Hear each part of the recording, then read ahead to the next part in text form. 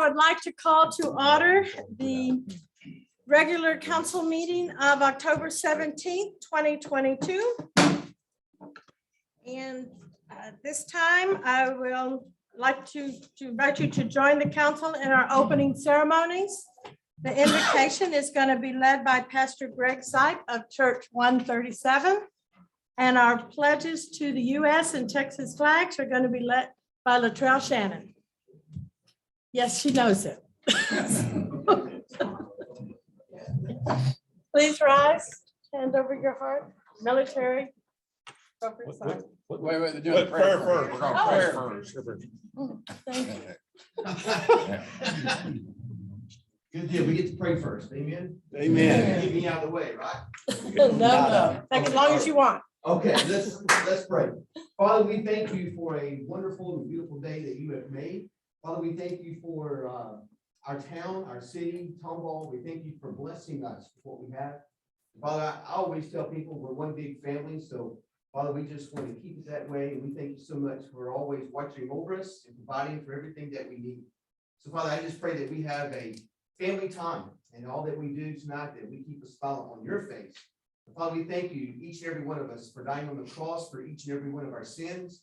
And Father, you are good. And I pray that rest of this week, even tonight, we find out that nothing is impossible with you. In your name we pray. Amen. Amen. Amen.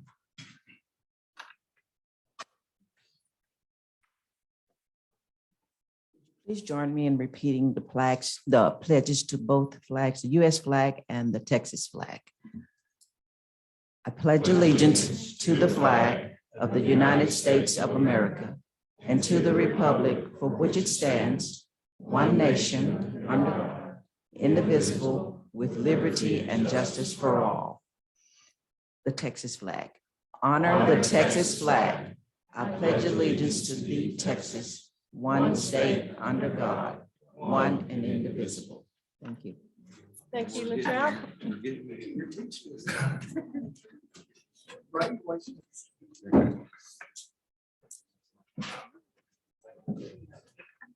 At this time, next item on the agenda is public comments and receipt of petition.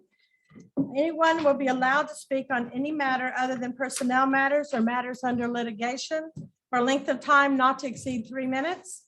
No council board discussion or action may take place on the matter until such matter has been placed on the agenda and posted in accordance with the law. So if we do not ask you questions, that's the reason. We must quietly sit here and listen. So do we have anyone signed up to speak for 3 minutes that is not part of an agenda item? Yes, ma'am. I have several under general comments. Tom Weatherford.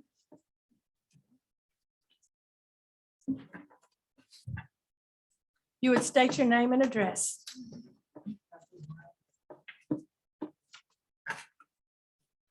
Tom Weatherford, Magnolia, Texas. I'm here to speak on pickleball. For those that don't know, this is pickleball. You want my complete address? 20203 Mahogany Ridge Drive, Magnolia, Texas. It's on my form. I've got a shirt that I made. It says, I live in the greatest state in the greatest country in the world. I get a lot of thumbs up when I go to Walmart and H-E-B. I'm going to make another shirt that says, by the grace of God, I'm fortunate enough to play with the greatest people, play the greatest sport in the greatest community in the greatest state in the greatest country.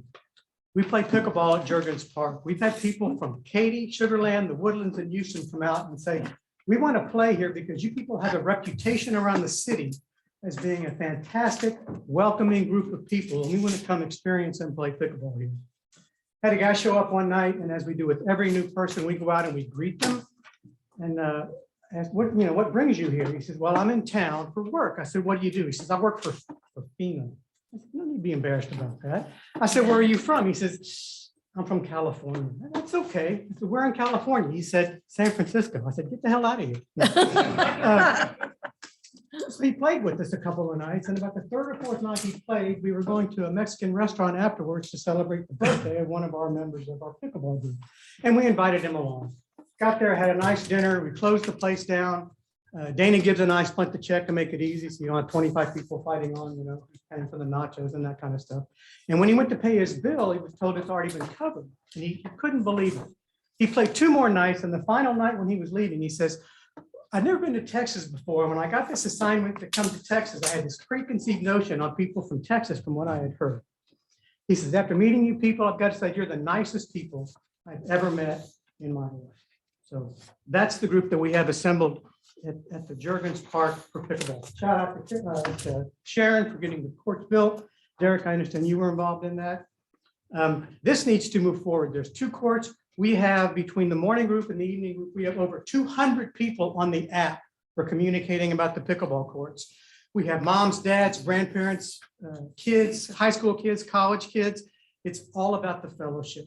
We welcome everybody that comes. This is not a case that if you build it, they will come. We're already here. You please need to build more. Finally, there's been a change to where courts can now be reserved. That's causing a big ripple because the fear is we'll have 20 people show up to play and they'll get kicked off because 4 people have the courts reserved.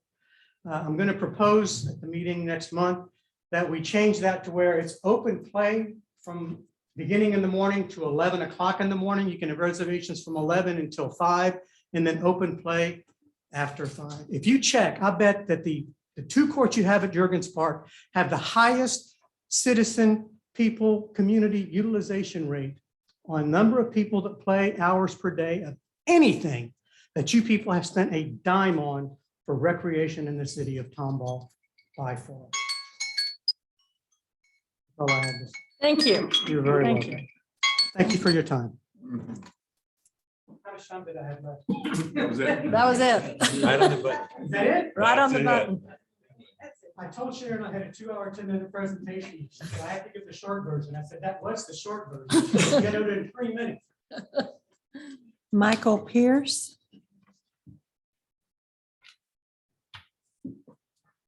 I have a really cool speech prepared, but I don't want to up crazy this guy. So I'm going to go ahead and just, Name and address. Michael Pierce, 13607 Arcot Bend. So I'm going to give you the short version of this.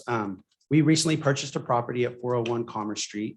We were very happy to get it. We have 2 shops already in town. We try to buy as anything we can to sort of mold town for the better. We want more shopping and less real estate offices, insurance agencies, dog grooming facilities, and things like that. We want to get a shopping thing. So we're kind of on board with that. We feel like with a lot of the shop owners around town. We got 401 Commerce Street. It's a half-acre lot. It is zoned for one of the many uses. It's zoned for a outdoor market, open air market dash flea. Okay. We have opened an art market there. This is our 4th weekend. It's been great. People love it. They come to town, they walk around. On our first weekend, it was lots of people came. We've been really enjoying it. We've been told now there's some complaint. We don't know by who.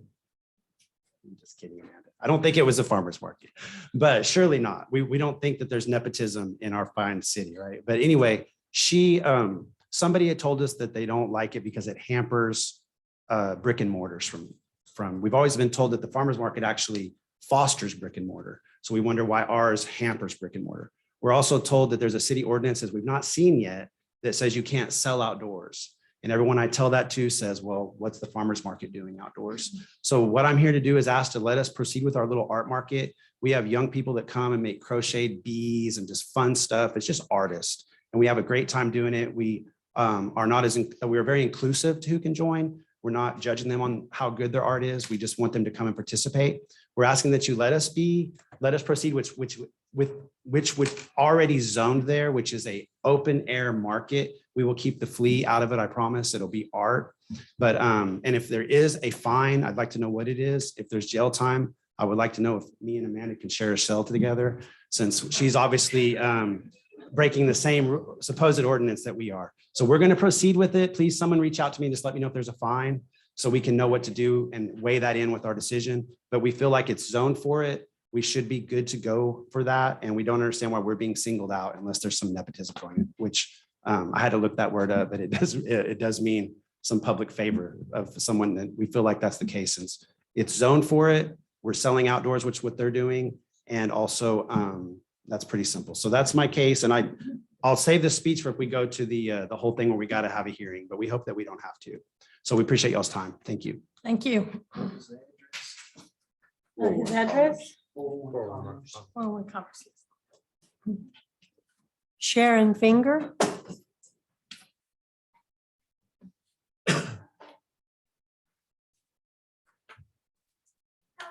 Hello. I'm Sharon Finger, 13215 Lost Creek Road, just down the street in Hunterwood. My husband and I moved here with our 3 daughters about 18 years ago. And I've worked at Tomball High School as a math teacher for 15 years and just moved over to the college as full-time math faculty, just so you know that I'm right here and very invested in this amazing city. We are also planning to stay here till we die. We retire here. Anyway, so I'm very thankful for the pickleball courts that the city has built that are being used quite a bit. It is wonderful to have it. I don't really have to talk about anything about the camaraderie, the sportsmanship, the community building that happens at these pickleball courts. It's unbelievable. People tend to move once they're empty nesters or they get to a certain age to places where they can play pickleball or have these sports. And so like my sister who picked up and moved to the Villages in Florida and they play pickleball 24/7. We want to keep our citizens here and we want them to enjoy pickleball. We also started the first Tomball High School Pickleball Club last year, and they are now, I think, wanting to compete and they do need a place to play. So what I did was I just prepared some information in case you didn't know about the size of a pickleball court and what the 20 by 44 and what it's needed. You've built 2 of them. But the good news is that every state has pickleball courts now, YMCAs, community recreation centers, schools and parks, and it is growing. And I put some facts here on this sheet. And I would like to suggest, since as Tom said, the players are already here, the community members are all already here. We have a whole group of women, we get on our bike and we ride down here. My fear is that I'm going to get down to the courts and they're going to show their reservation and we won't be able to play. I don't have a set schedule since I'm still working and not quite retired and can't just play anytime.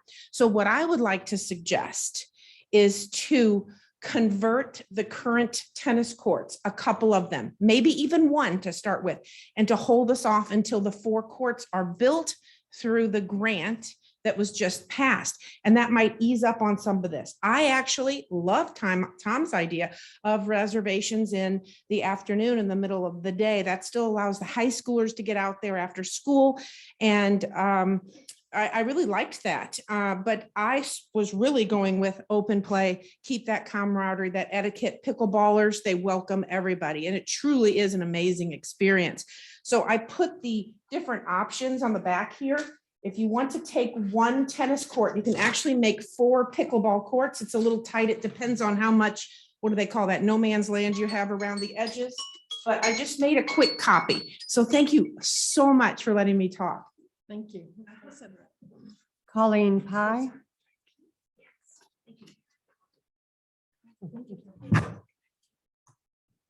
Colleen Pye, 207 Florence, Tomball. I just want to speak about the art market. A couple of weeks ago, I had a really awesome day in Tomball. My husband and I got up at 8 o'clock.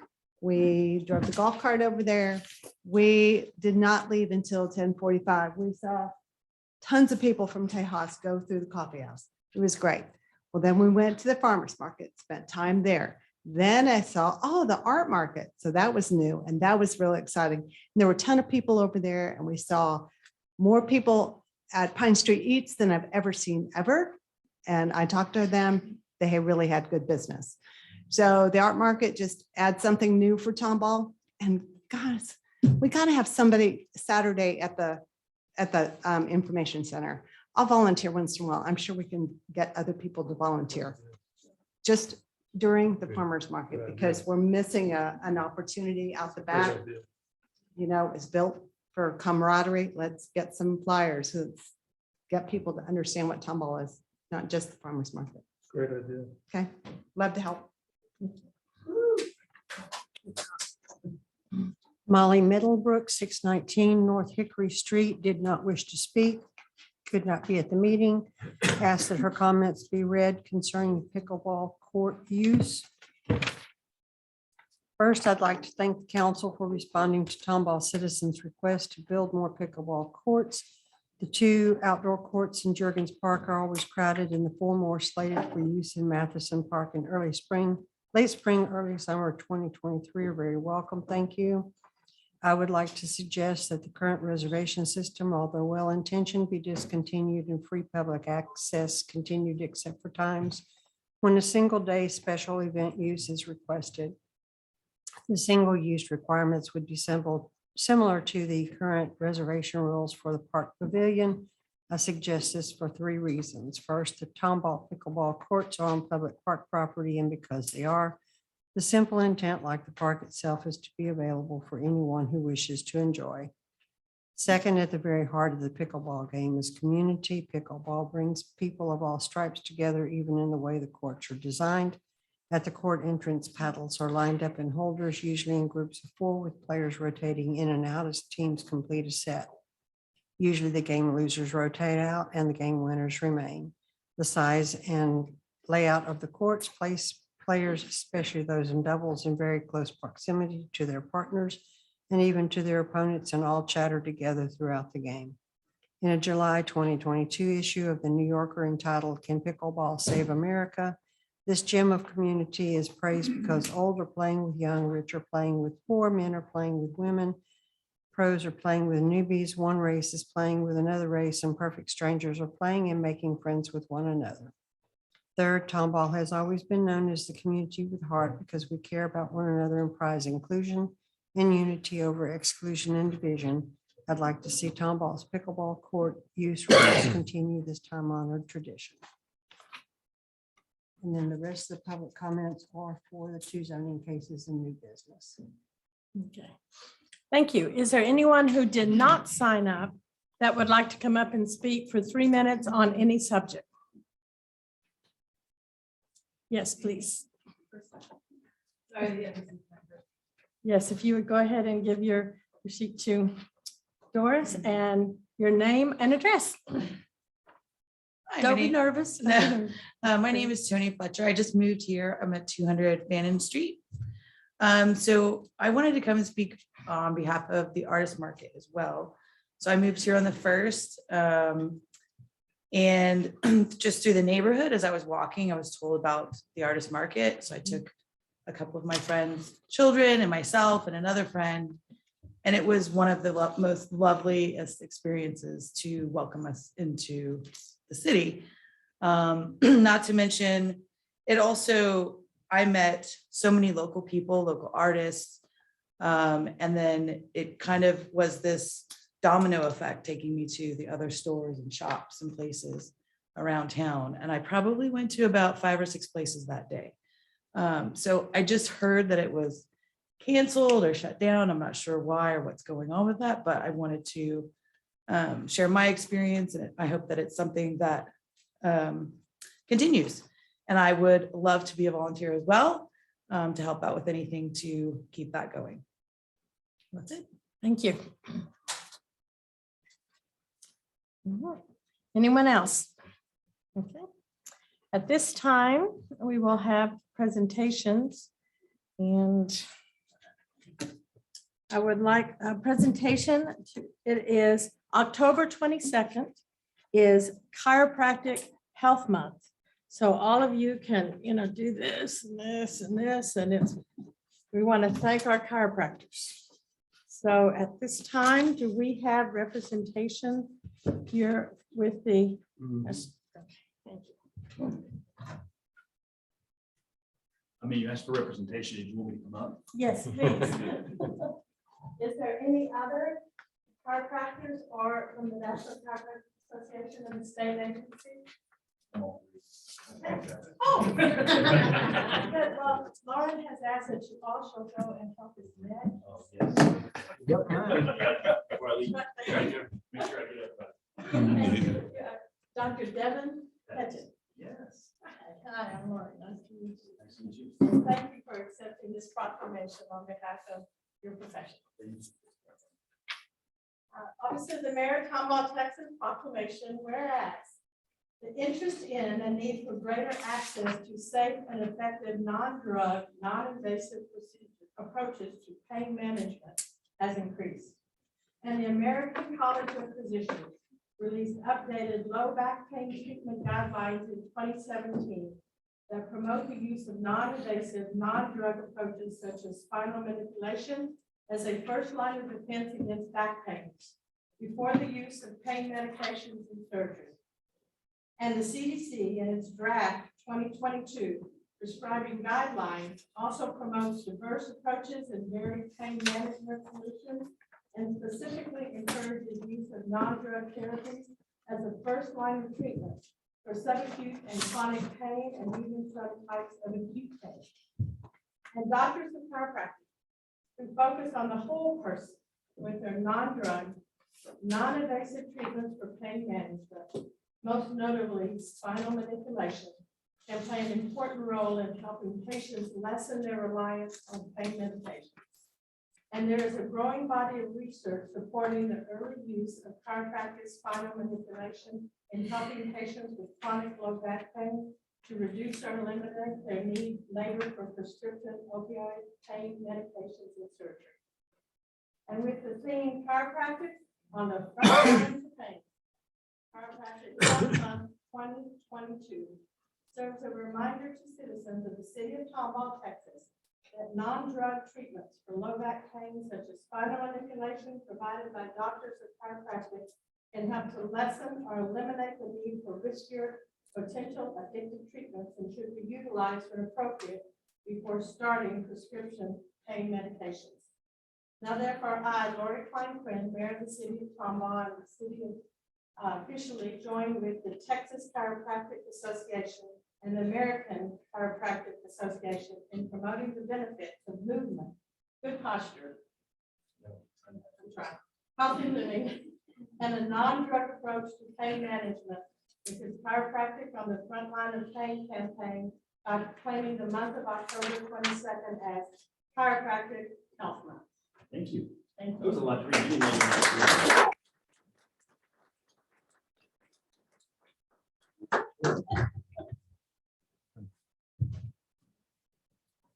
Now you're gonna make an adjustment. Sure. Oh, yes, yeah. Yes. Okay, well, Lauren is here as your example. I'm good, thank you. Are you a goer?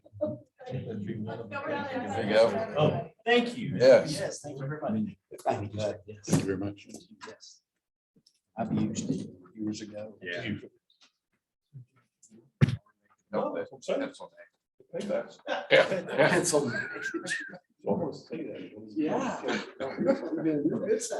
Man, oh, man.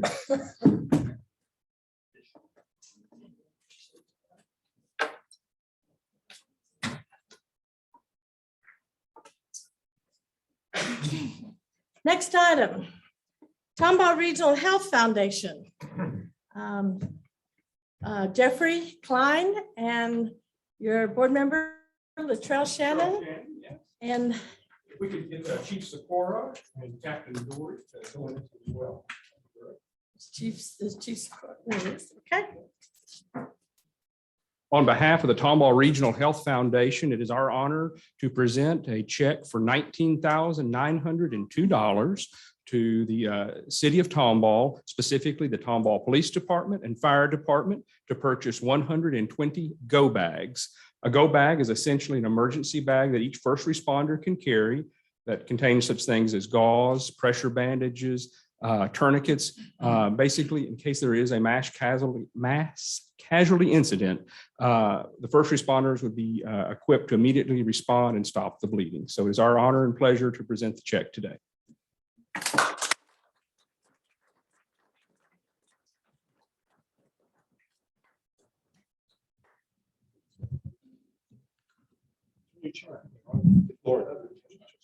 Mayor, where did you go?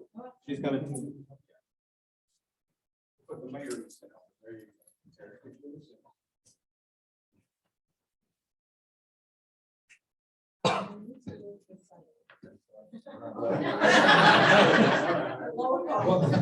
Stand up, Nick.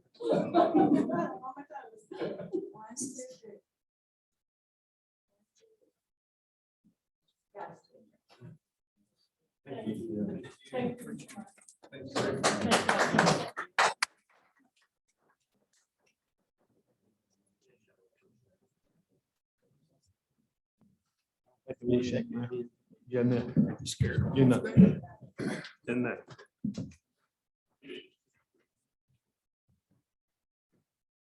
you very much for that generous donation.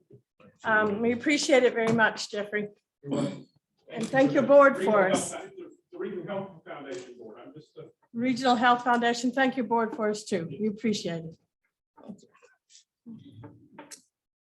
right. Next item, reports and announcements. October 22nd, Bluegrass and Fall Festival at the Depot from 11 to 6. November 18th is the lighted up tree lighting from 6:30 to 8:30. November 19th is our holiday parade. And that night is the Miss Tomball pageant, and December 3rd is Deck the Depot Plaza. So at this time, we will have reports by city staff. Assistant Clerk Carlos Vera of Tomball Municipal Court in Tomball, Texas.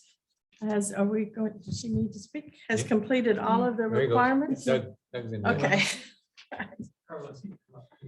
Going. So obviously, training's extremely important for our municipal court clerks. And so we want to recognize Carlos Vera as he's completed training and the 3 tests required to be certified court clerk level 1. So Carlos, we just want to recognize that. Thank you very much.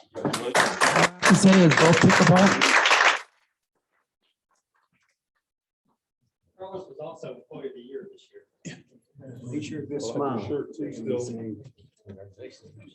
Congratulations. Thanks for your smile. You are short. She said she will look short. I said you are short.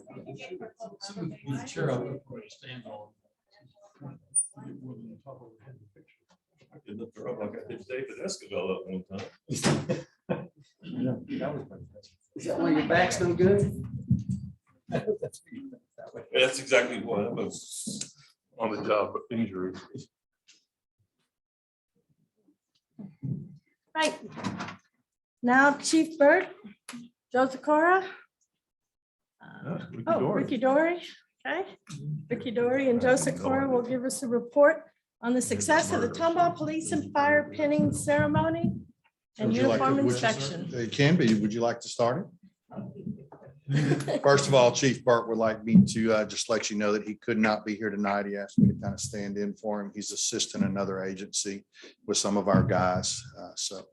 But anyway, the 10th of this month, we had a pinning ceremony and actually a promotional ceremony and a retirement ceremony. So first of all, Mayor, I would like to thank you, for your kind words, council, for your support. City manager, but it was just a great event, to see family come out, not only city family, but actually family, kids and things like that. The barbecue was wonderful. The overall atmosphere was great. And you got to meet all the new staff in the PD. So thank y'all for your support. And honestly, Ricky really said it all. Thank you guys for coming out. And if you weren't able to be there, I completely understand, John. Some do work. But it was a great event. We packed the house, and to see wall-to-wall people and support of the fire department and the police department, not only just our families, but our brethren here within the city family itself as well. It was overwhelming. So thank y'all. Thank y'all. Thank you. Mayor, before you go on, I do have a comment. After all of the energy that I've seen here tonight with pickleball, I would like to have staff look into the possibility of putting pickleballs as an amenity to the PIDs that we have coming before us in the future, so that we can have neighborhood pickleball courts. Maybe that will also help relieve some of the stress on the ones we have. So just wanted to say that to see if we could get staff to look into that. Okay, thank you, Councilman. We have a November 7th workshop at 4 o'clock, and the PID developments and procedures will be on the agenda.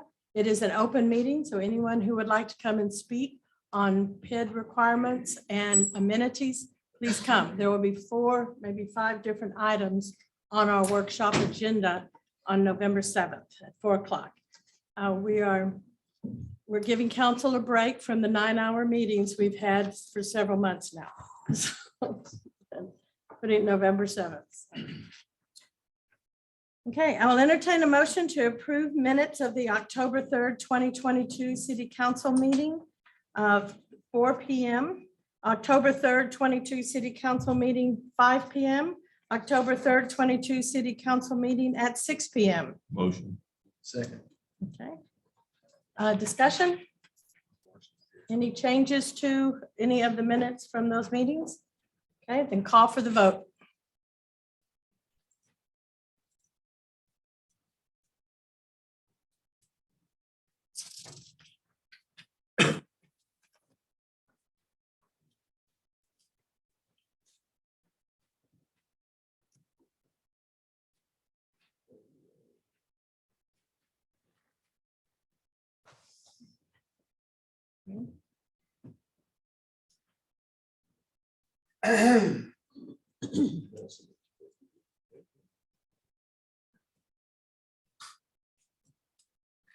I used to have trouble there too, so, Says it's been accepted. There you go. okay.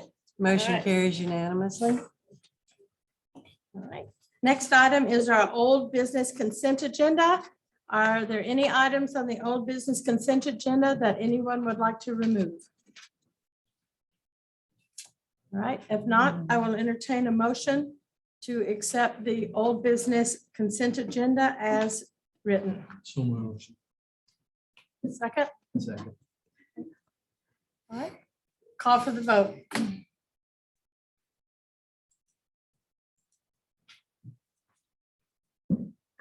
The consent agendas, just to let everyone know, are considered to be routine, and so they're acted on in one motion. There is no discussion, and if there is discussion desired, they must be removed for the consent agenda before the vote. We use those as a way to make the meetings a little more efficient in our organization. Motion carries unanimously. Next item is new business consent agenda. All the matters listed. Is there anyone who wants to remove any item on the new business consent agenda for discussion? Trying to get there. There it is. I know y'all studied these before. 1 and 2, I'd like to have removed. Item 1 and item 2, okay. Make it 5, 2. 1, 2, 5. 1, 2, 5. 5, okay. Item 1, 2, and 5 have been asked to be removed for discussion. They will be discussed and voted on after we approve the item 3 and 4 and 6. Okay, do I have a motion to approve items 3, items 4, and item 6 on the new business consent agenda? So moved. Second. Call for the vote.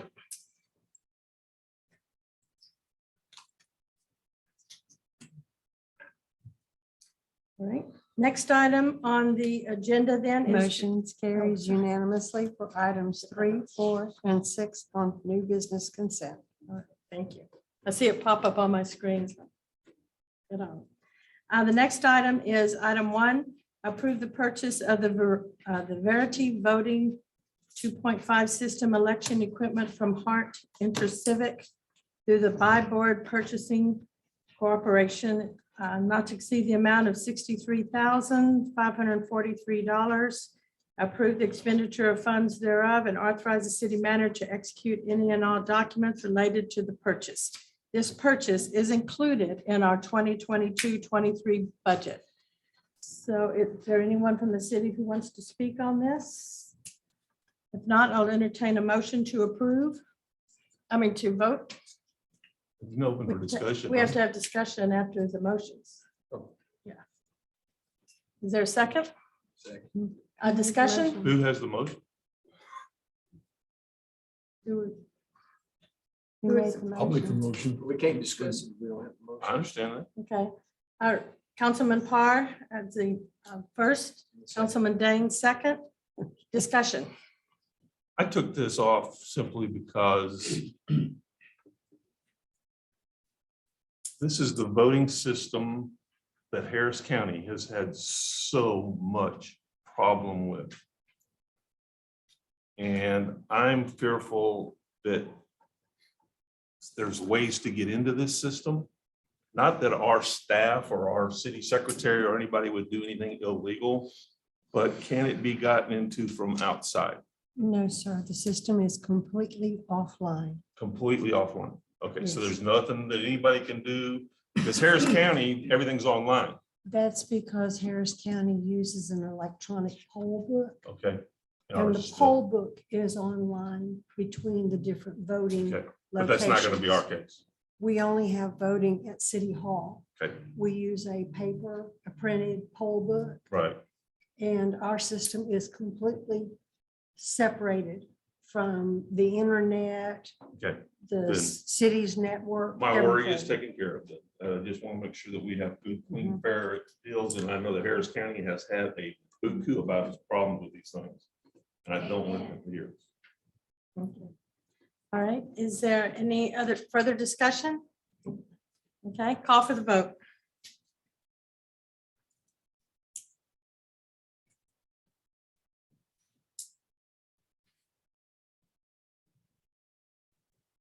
Motion carries unanimous. Okay.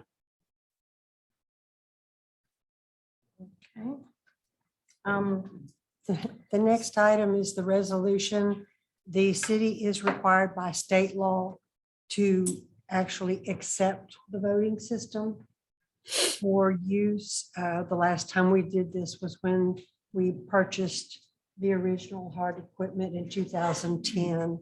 So this is the resolution to officially adopt the equipment as the official equipment to be used by the city in the city's elections. Do I have a motion to approve resolution number 2022-49, approving the Hart Intercivic Verity voting 2.5 system equipment for the elections held in the city of Tomball, providing for the effective date? Motion. Second. Any discussion? Call for the vote.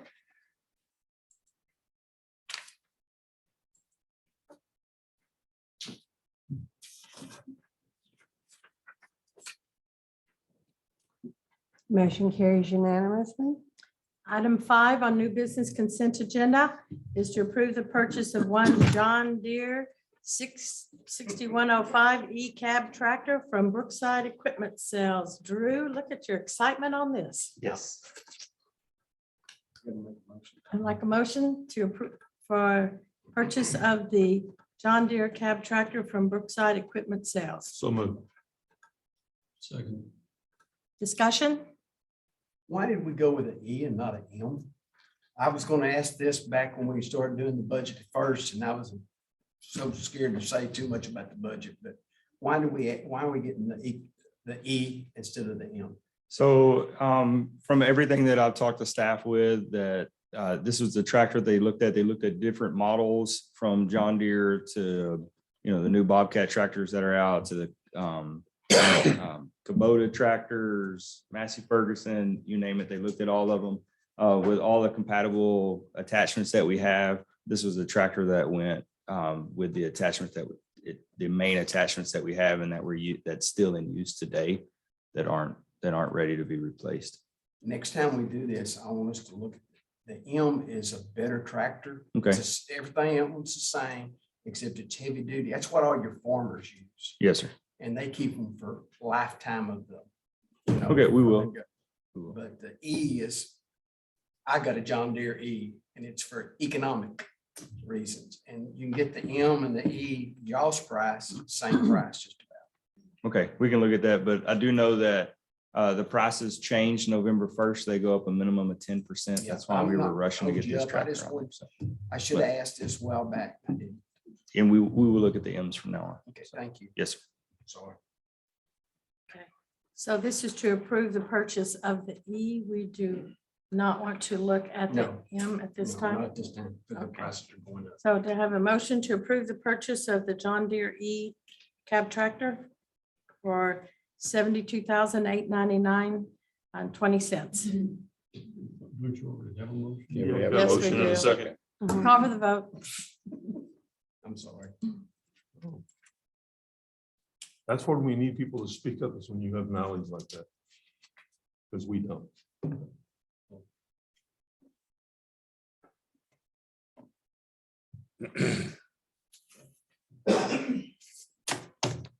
Motion carries unanimously. Okay. New business.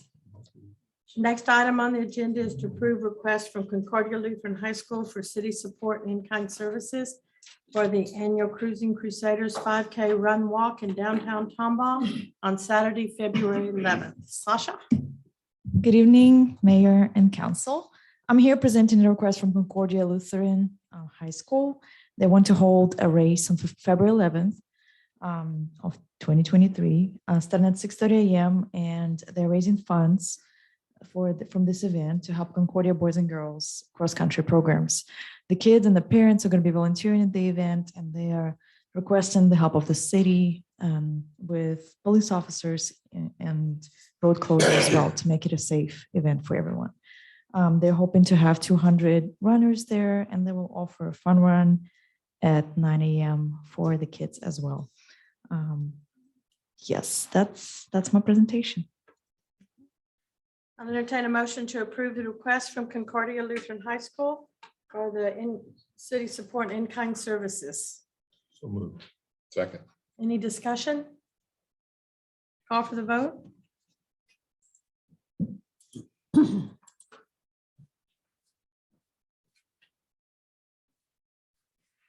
Motion carries unanimously. Next item on the agenda is to approve resolution number 2022-47, a resolution of the city of Tomball approving a reimbursement agreement relating to the Winfrey Estates Public Improvement District number 12. Megan? Good evening, Mayor and Council. Resolution number 2022-47 will approve the reimbursement agreement for Winfrey Estates that was created in April 2022. Be for PID eligible items not to exceed $8.5 million. And this development does have the amenity center with pickleball courts. I will entertain a motion to approve resolution number 2022-47, approving the reimbursement agreement relating to the Winfrey Estates PID number 12. Second. Any discussion? It's amazing how fast they got the pickleball courts added on that kid. Boy. Any discussion? Other discussion? And call for the vote.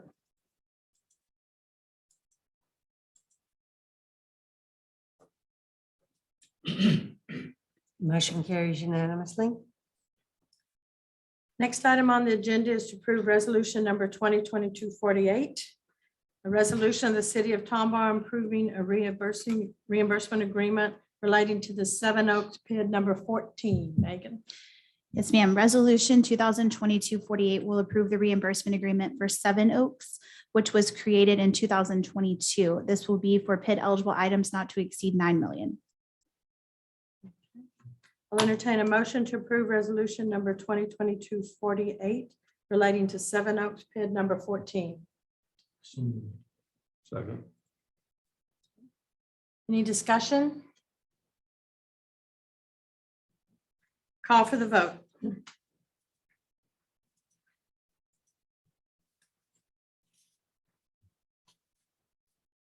Motion carries unanimously.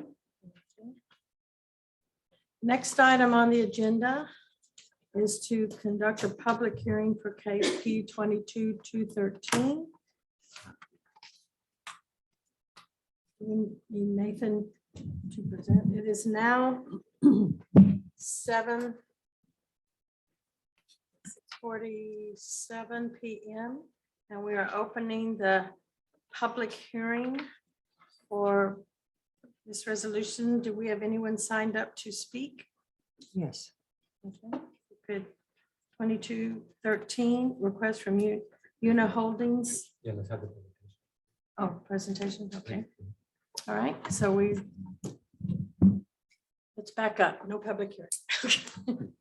Okay, Mayor, Presentation. Mayor, Council, Nathan Dietrich with the Community Development Department. This is a request from Uniholdings LLC to amend Chapter 50 of the Tomball Code of Ordinances.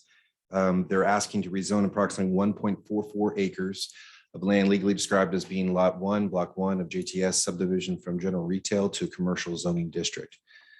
As you can see on the attached aerial map that is hatched in yellow here, it's at the corner of State Highway 249 and, or at the, sorry, at the southwestern corner of State Highway 249 and Medical Complex Drive, immediately adjacent to the hotel out there. This particular property has been within the city limits of Tomball since 1997 and is currently vacant. The reason for the request is to allow for a pawn shop not currently allowed in general retail, which is currently zoned. And they would like to place an indoor gun range and amusement center there along with the pawn shop. Immediately north of this location is currently vacant. South of the location is currently vacant. East of this location is obviously State Highway 249, and west is the hotel Residence Inn at Marriott. The associated photos that we've kind of located or shown here on the presentation just kind of gives you an idea of what's there. This is a shot looking south from Medical Complex at the site, showing vacant. The current zoning, as stated before, is general retail. The hotel is zoned, you'll kind of see it's hatched a different color. It has a conditional use permit on it, which was applied for and approved for them to exceed the height allowance within the general retail zoning district. Moving on to the next location is the future land use plan. Is designated as a commercial corridor as in the future land use plan. And the category is intended for predominantly non-residential uses along high traffic, regionally serving thoroughfares. According to the comprehensive plan, the requested commercial zoning is appropriate compatible zoning district for the commercial land uses category, as well as office, general retail, mixed use, and multifamily and other PDs as alike. You can see in the public notification area, this was still part of or was included in our 200-foot notification that has changed to 300 feet right now, but this was submitted back before that was actually changed in the ordinance. And you can see that there is 0 have contacted us that were in favor or 0 folks that have been opposed. City staff, with the request to rezone the subject property to a commercial zoning district, is in line with the corridor commercial use land use category identified in the future land use plan adopted by the city in 2019. Furthermore, the Code of Ordinances state that convenient access to the major thoroughfares should be a primary consideration for commercial zoning districts. The subject site is located at the intersection of the minor arterial, Medical Complex Drive, and the expressway. Commercial land uses are often located at intersections such as this because they provide convenient access and exposure to higher volumes of traffic. So city staff, because of that, city staff would recommend approval of the zoning case P22-213. Planning and zoning recommended to approve the request with 3 commissioners in support and 1 voting in the negative. The discussion that was had at the Planning and Zoning Commission involved the concern for the land use of the gun range and the pawn shop. And also the discussion of spot zoning came up, but was discussed, and we had explained that it was in line with the corridor commercial, the future land use plan, which does not, would not entertain the idea of a spot zoning situation. So staff is here to answer any questions that you may have. We need to go ahead and do the public hearing at this time. All right, that's questions. All right. Thank you, Nathan. We're now going to have a public hearing on case 22-213. It is 6:53. And we're opening the public hearing. Doris, do we have anyone signed up to speak? Yes, ma'am. Yes. Jeff Una.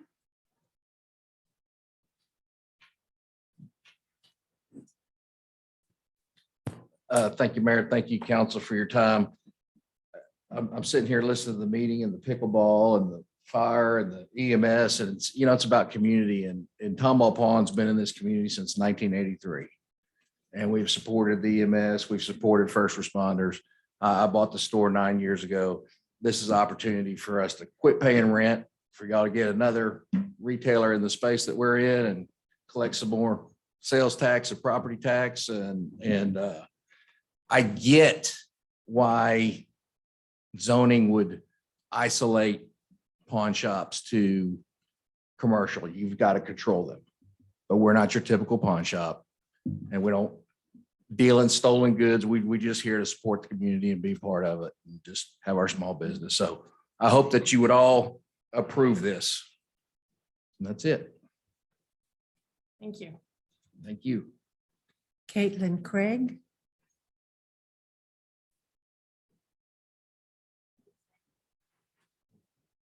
That's for 310.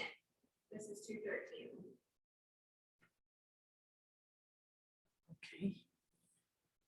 Okay. Mine is for the zoning of medical complex, the extension down on Tribal and Calvert, that's 310.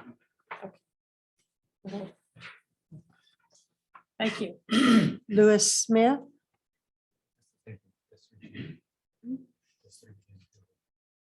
Okay, I've got a marked wrong, so that's the next one.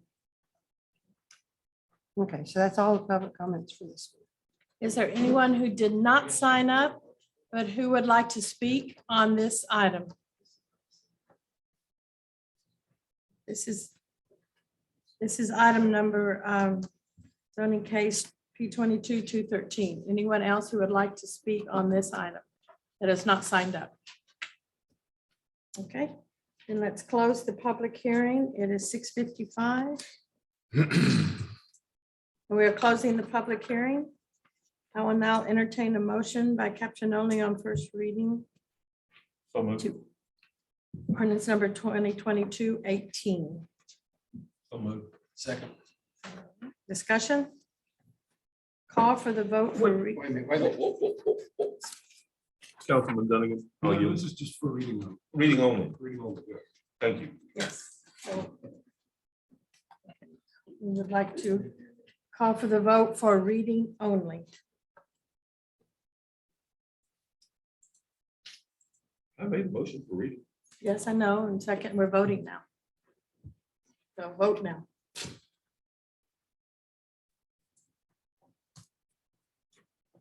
Have a motion. Refresh it. Motion carries unanimously. Ordinance number 2022-18, an ordinance of the city of Tomball, Texas, amending zoning 50 zoning, chapter 50 zoning of the Tomball Code of Ordinances by changing the zoning district classification of approximately 1.44 acres of land legally described as being Lot 1, Block 1 of JTS subdivision from general retail to the commercial C district. The property is located at the southwest corner of the intersection of Medical Complex Drive and the State Highway 249 frontage road, providing for severability, providing for a penalty of an amount not to exceed $2,000 for each day of violation of any provision hereof, making findings of fact and providing for other related matters.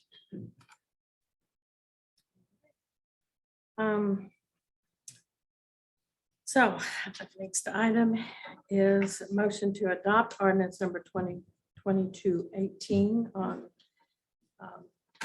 first reading. So moved. Second. Discussion.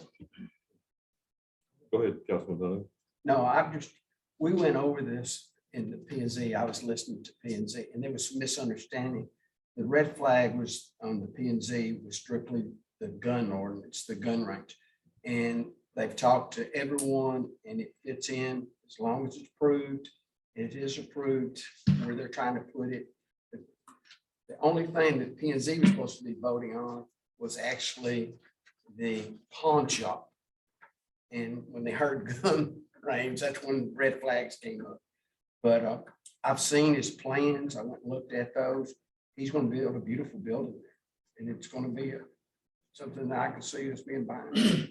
The only question I have is, why did we have a pawn shop where the pawn shop was originally located? Because that's general retail. And then Pawn America, which is right there next to Los Arcos, is another retail establishment.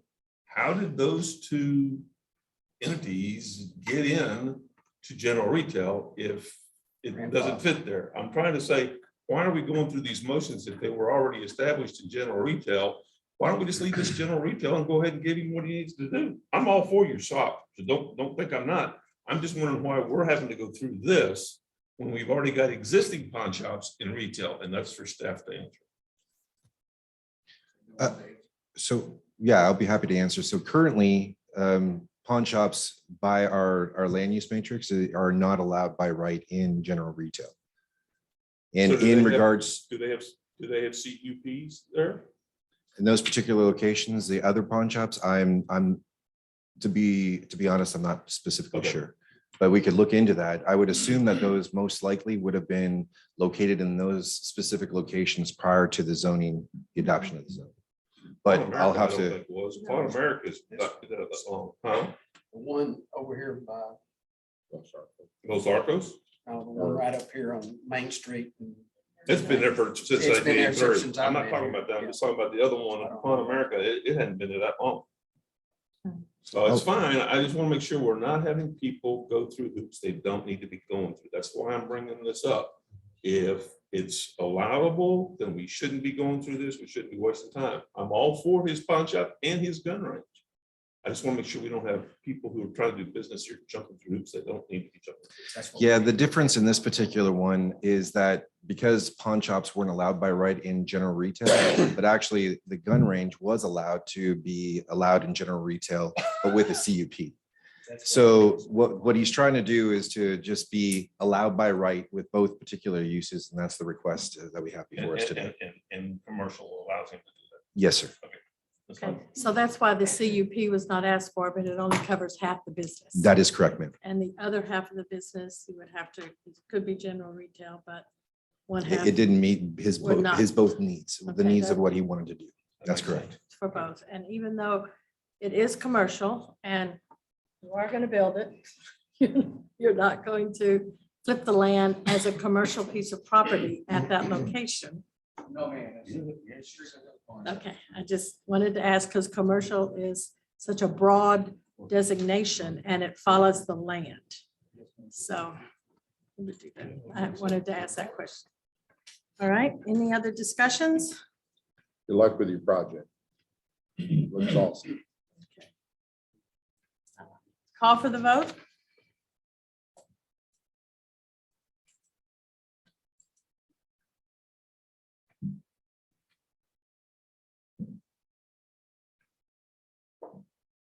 Motion carries unanimously. Next item is 5, consideration to approve zoning case P 22309. Request from TEDC and Tortuga to amend chapter 50 of the Code of Ordinance by rezoning 17 acres of land legally described as being lots 1, 2, 3, and 4 of the Tomball Business Technology Park from single-family residence 20 to light industrial. Properties are located within the 1900 block of South Persimmon Street, east and west with City of Tomball. Nathan, please present. Yes, Mayor, Council, and Nathan Dietrich with Community Development Department. Before you today, we have a request for a rezoning to rezone from SF 20 to light industrial. And so on the aerial map that we have attached to this particular item, you'll notice that it is located on the newer portion of South Persimmon. It's on both the east and the west sides of South Persimmon, as you can see in the highlighted area shown on the aerial map. The request for the the reason for the request is for the additional expansion of the Tomball Business Park and Technology Park immediately south of this subject property. You can see with the associated site photos here that predominantly these locations are vacant. And these are just some site photos that we have taken just to show that. Moving to the next slide. It's much of the same. But Moving on to zoning, currently the zoning, as we stated before, is SF20, which will allow for single-family residential development with lots not less than 20,000 square feet. All properties surrounding these subject sites in the north, south, east, and west sides are also within the SF20 zoning district. And the properties to the south are located within the light industrial zoning district located in the Tomball Business and Technology Park. Next slide, please. On the future land use plan as designated in the purple color, which is designated as a business park and an industrial in the future land use plan. This category is intended to create opportunities for employment and should be located along or near adequate thoroughfares that provide convenient access for vehicular traffic, including freight. South Persimmon Street is identified in the city of Tomball's major thoroughfare plan as being a minor arterial street, and streets such as these are ideally suited for commercial traffic and generate necessary exposure and convenient access from commercial businesses to succeed. According to the comp plan, the requested light industrial zoning is an appropriate compatible zoning district for the business park and industrial land uses, as well as commercial office or other planned developments. As you can see on the next slide, that the public notification was done, and this was done at 300 foot from the center. And you can see that there were two responses that were opposed to this particular request. The owner and the opposition owns both parcels of land within that notification area, and they sent in a written request in opposition, but also spoke with P&Z with their concerns about the encroachment of the industrial park near their residential property. The request to rezone this subject property to light industrial is in alignment with the business park and industrial land use category identified in our future land use plan map, which was adopted by the comp plan by the city council in 2019. The zone change request will achieve the comprehensive plan goal of working with the Tomball Economic Development Corporation to support local businesses and increase employment opportunities. The request supports the comp plan's goal of encouraging the continued growth of the Tomball Business and Technology Park. With that, staff would recommend approval of the zoning case P22-309, and planning and zoning failed for the lack of a majority, 2 votes yay and 2 votes nay. Part of that discussion involved what the future land use plan was prior to the adoption of the one that was most currently adopted in 2019. But staff I'm here to answer any and all questions. Okay, we're going to conduct the public hearing and then go through the first reading. So now, next item on the agenda is to conduct a public hearing for case 22-309. It is now 7:06 p.m. and we are opening the public hearing. Doris, do we have anyone signed up to speak? Yes. Paul Medinka.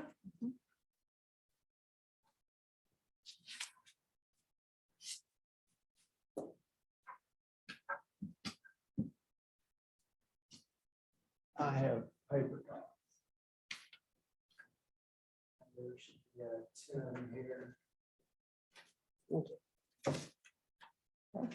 State your name and address and. Okay.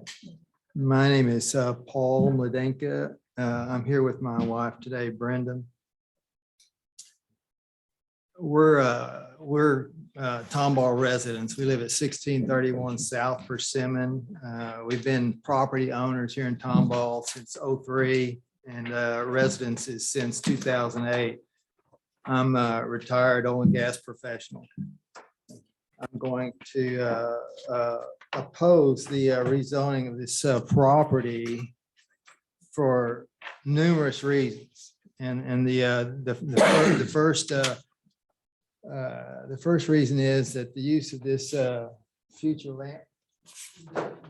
land use map, in my opinion, is not a good tool. And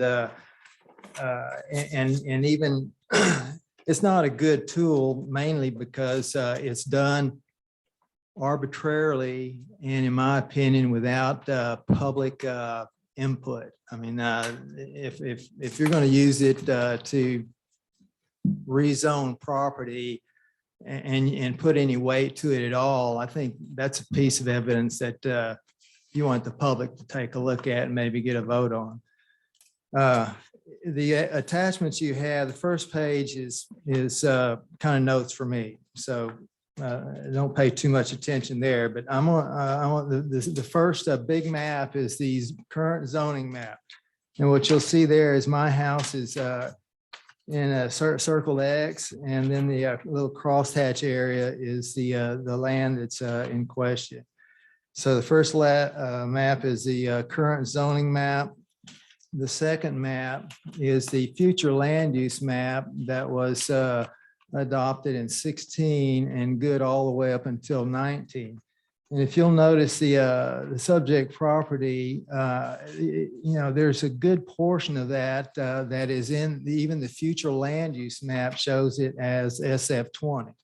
And so I'll be honest with you, that's really what brought my attention to this land is when I found out TEDC bought this land, and this portion of it was still, even the future land use map is showing it residential. I'm going like, well, what's that all about? I mean, of course, it's close to me, and when TEDC buys something, the intent is to do business. And then finally, the third big map, it shows my house and the subject land. I'm here to tell you, once you put out a map like this, I don't know anybody that's going to build a home in this purple area knowing something might move in next door. So the future land use map, I don't like it. And secondly, their proposal is non-specific. Light industrial. I mean, that could be anything. And as a matter of fact, I have a couple examples of what light industrial is. Last year, we saw a sign that notice of application to sell alcohol, half a mile from my house in the business park. Next picture, every now and then you'll see the street outside that place look like that. I mean, there's cars parked all over the place. And you know what they're doing over there. They're having a good time. Back to probably one of my biggest concerns, and what brings me back to the initial, my initial, investigation into this is that I didn't want my property. I wanted to protect my property. Two separate occasions, I made attempts to buy some of the property. And the first attempt was in June of 2020. And what you have next is an email that I got from Tomball Economic Development Corporation telling me that the board was considering agreement to carve out a 2-acre drill site around the well and all 10 acres on the west side for, some trade. And so, I'd put an offer on that land. And I find out a week later, they're giving 12 acres away. I'm not going to question why or how that happened. I know that was one of their executive sessions, and they have ways of doing business. So the next map is a map showing what's in color in yellow is the Tortuga acreage. And then the two green lots are what TDC continues to own, and then Mladenka's up there in the corner. Well, so back last year, again, I'm trying to protect my property. I made an attempt to buy this land, and I reached out to the TDC, asked them, where's the ballpark? What should I offer? And the next exhibit is an email that I got from the, and it details the agent's recommendation on pricing. And there's a pretty disturbing column here. First off, he says, further to discussions we've had with your board. So they talked about it. And one, in the second column over, it says once rezoned to light industrial. And so I read that as it's going to happen. It's just a matter of when. And then at the bottom, any sale to include a provision that's a new owner not to object or protest against the rezoning of the other lot. So that's if you want to buy something, you got to make some agreement like that. The next exhibit is that the actual, I went ahead and submitted a contract. And I didn't get anything back from them well, actually I got this probably about 2 weeks later. But it pretty much spells out what we were agreeing to. And you can read that at your convenience. And finally, I have a letter that I sent to TDC regarding and frankly, I was frustrated, but this letter, if you want me to read it into the record, I will, but it pretty much spells out, my entire, or sums up my communication with Tomball Economic Development, which started probably back in about 2018, maybe even earlier. But I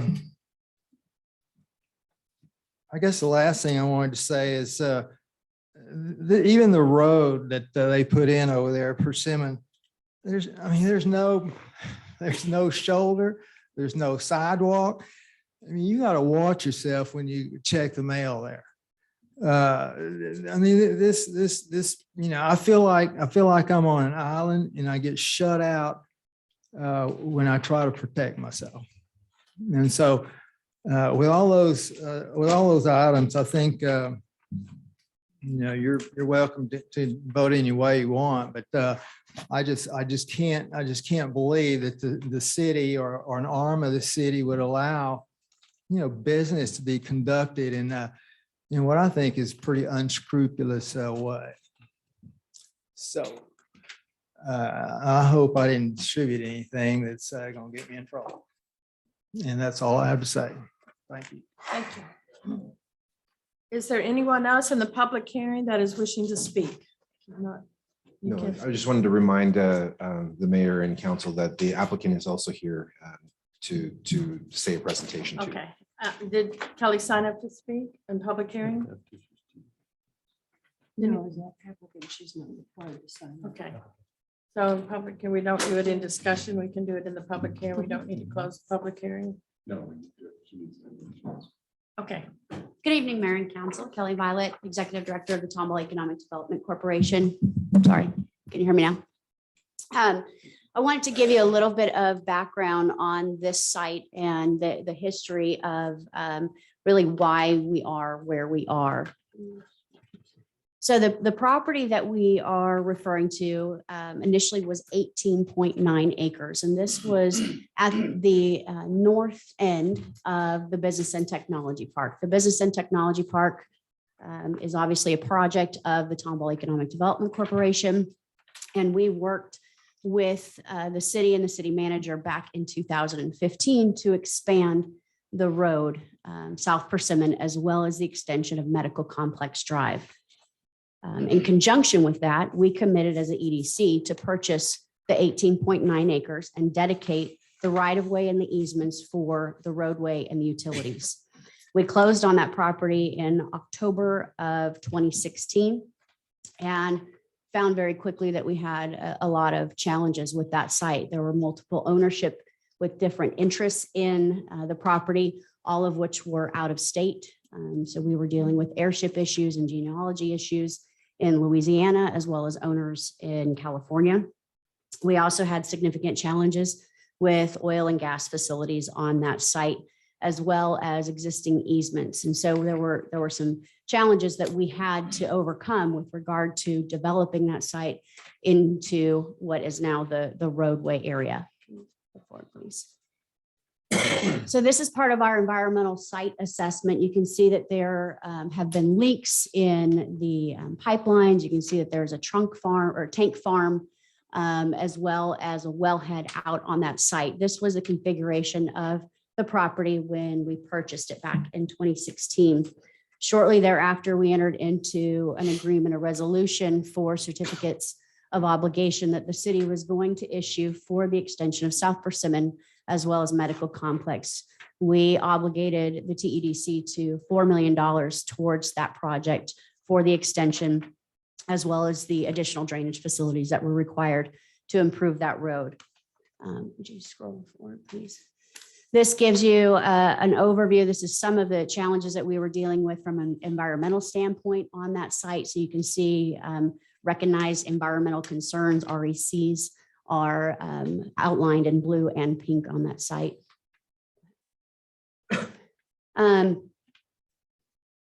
As I said, the property had some challenges with regard to oil and gas. So this gives you a little bit of a visual of some of the things that we're dealing with out there with regard to the tanks, the oil well,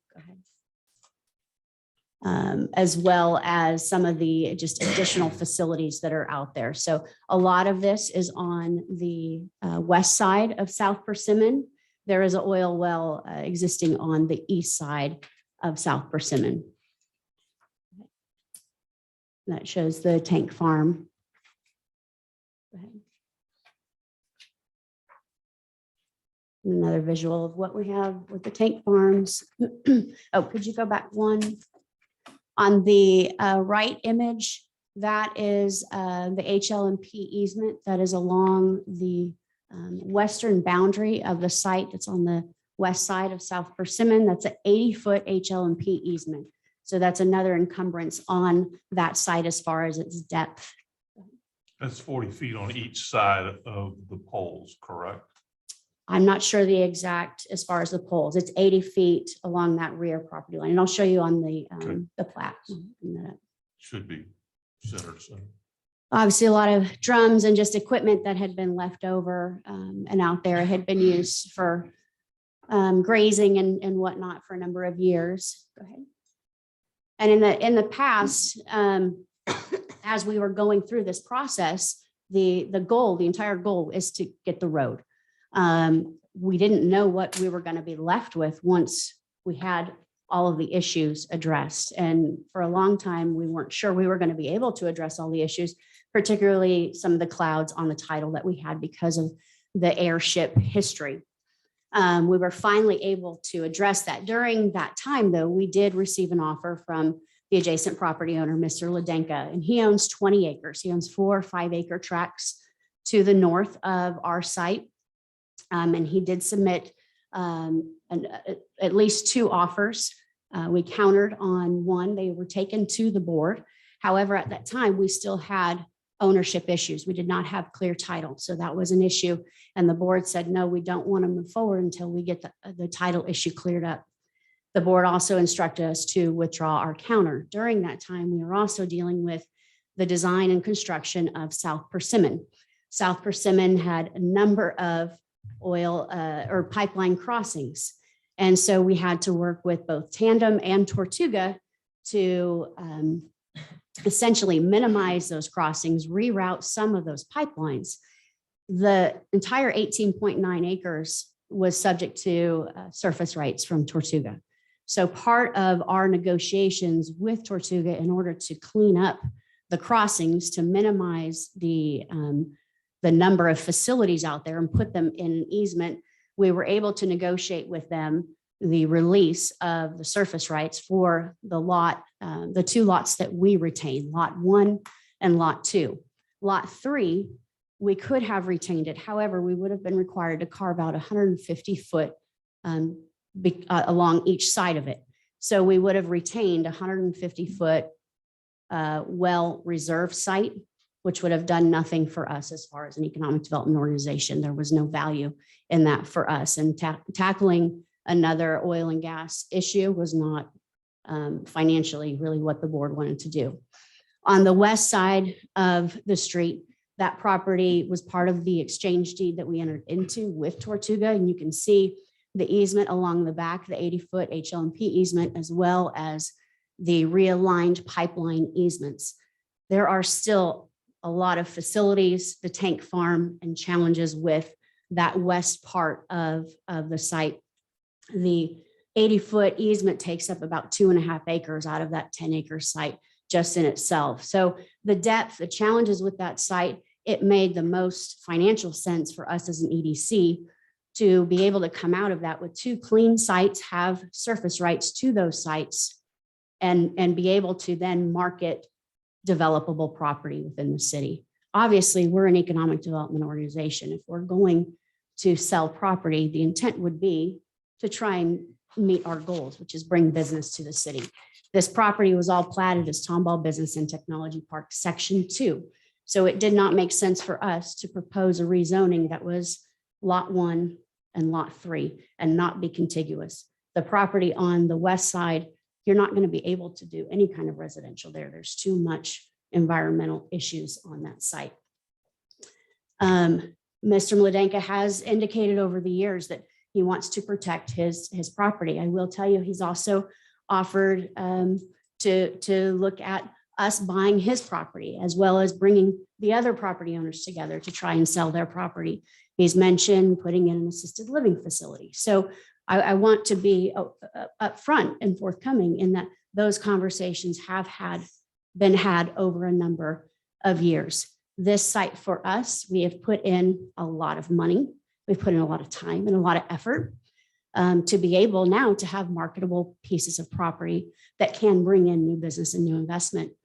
The property was there well before we purchased it. Mr. Mladenka had indicated he's been a resident since 2008. He could have purchased that property or offered to purchase that property. He did not do so until we were already well into the process of investing in this site. Be happy to answer any questions you might have. Kelly, do you know if Melvin Michaels and his wife Tracy's property is for sale? It is, yes. And We are in the, I'm sorry, We're in the middle of public hearing. oh, we can't ask questions during the No, public not hearing? No, my bad. Wait till we get to the delivery. My bad. No, but both applicants during the discussion can come up and speak to at that time and answer any questions. So thank you, Kelly. Okay. So at this time, any other people wishing to speak? Okay, we will close the public hearing at 7:25. Fair. Oh, okay. Sorry. Good evening. I'm Tom Condon. I live in Magnolia. I'm the broker for Tomball EDC. One thing I did want to clarify, We need full address. my full address, 31903 Debbie Lane, Magnolia, Texas. One thing I wanted to clarify, when Kelly was walking y'all through the lots, the Tomball EDC owns lot 1 and 3 on the east side. That middle lot is the one that has the active well on it. That's the one that we'd have to have the 300 feet around it, rendering it virtually unusable for any other purpose. And because of the active wells on that as well, that's why that property was part of the conveyance to Tortuga. And without going through a lot of what Kelly has covered as well, the focus and priority was for the expansion of South Persimmon. There was a lot of encumbrances and lack of entitlements in place at the time that it was acquired. The remainder 2 lots have not been actively on the market until August of this year. And that was not until after the entitlements were resolved. Lot 1's 2.7 acres, the asking price is $460,000. Lot 3, the 1.8 acres, the price is $332,000 for a total of $792,000. There was, pipelines had to be relocated, encumbrances that had to be resolved. There's now 100% surface waiver that's in place. It's been replatted. The title of the cloud on title has been resolved. As I mentioned, it wasn't actively on the market until just recently. There was the unsolicited letter of intent, not a contract, that was received in June of 2020, initially to buy all of the remainder after the right-of-way taken for about $313,000. That was rejected by the EDC to allow time to resolve entitlement issues. Then in April of 21, he came back with an offer on just the lot 1, 2.7 acres for $200,000. The Tomball EDC's board authorized a counter of 360,000, to which Mr. Mludenko responded with a revised offer of 240,000. That still left a price cap of $120,000 on the deal. As a result of that, the board instructed me to withdraw that offer and for us to proceed with resolving the entitlements, which we went forward with doing. There's been no other formal offers received, although recently, once his broker was advised of the current asking price of 460,000, they inquired whether or not that $360,000 counter was still good. They'd still leave a $100,000 price cap on the property. From a marketing standpoint, I would say that in the short time it's been on the market, there's been very good interest in both of them, but only if the zoning was changed to light industrial. Matter of fact, there's a prospect right now that's willing to pay the 460,000 again, but only if it is zoned light industrial. The other thing is that as we have been discussing with prospects about the property, they've all been advised that any sale would include deed restrictions on the use and the development standards that be allowed on the property. And those are taken straight from the Tomball Business Technology recorded restrictions. And they're going to impose and carry forward the high quality and standards that we've obtained within the business park. And so from my perspective, and from the other prospects that are out there for the property, they feel like the land use designation of light industrial is an appropriate classification. Thank you. Thank you. Any others? Then we will close the public hearing at 7:30 p.m. And I will entertain a motion to read by caption only. This is a motion to read by caption only on first reading ordinance number 2022-38. So moved.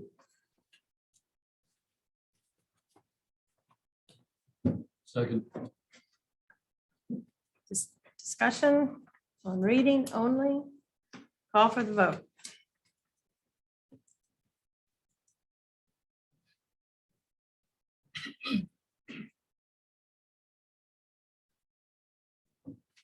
Motion carries unanimously. Ordinance number 2022-38, an ordinance of the city of Tomball, Texas, amending chapter 50 zoning of the Tomball Code of Ordinances by changing the zoning district classification of approximately 17.08 acres of land legally described as being all of lots 1, 2, 3, and 4 of the Tomball Business and Technology Park from single-family residential 20 SF 20 to light industrial LI. The property is located within the 1900 block of South Persimmon Street, east and west sides, providing for severability, providing for a penalty of an amount not to exceed $2,000 for each day of violation of any provision hereof, making findings of fact and providing for other related matters. Okay. I will entertain a motion to adopt ordinance 2022-38 on first reading. So moved. Second. Discussion. Okay. John?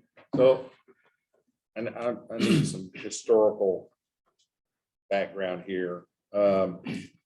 So I'm a little confused as to when that area of property, and what I'm looking at is future land use as of August 19th, 2016. And Mr. Medinka has his house X on that area. When, my understanding, that area back there before the industrial park took off was ag. Am I correct in that? Is it zoned? Are you talking about the zoning of the either particular area? future land use or was ag at the time? So Because the we didn't zoning should know have. where it was going to go. So I just want to clarify, is that, are you speaking specifically of zoning, or do you want to know what the future land use plan was? I think I want to know what future land use was. The future land use at that particular time.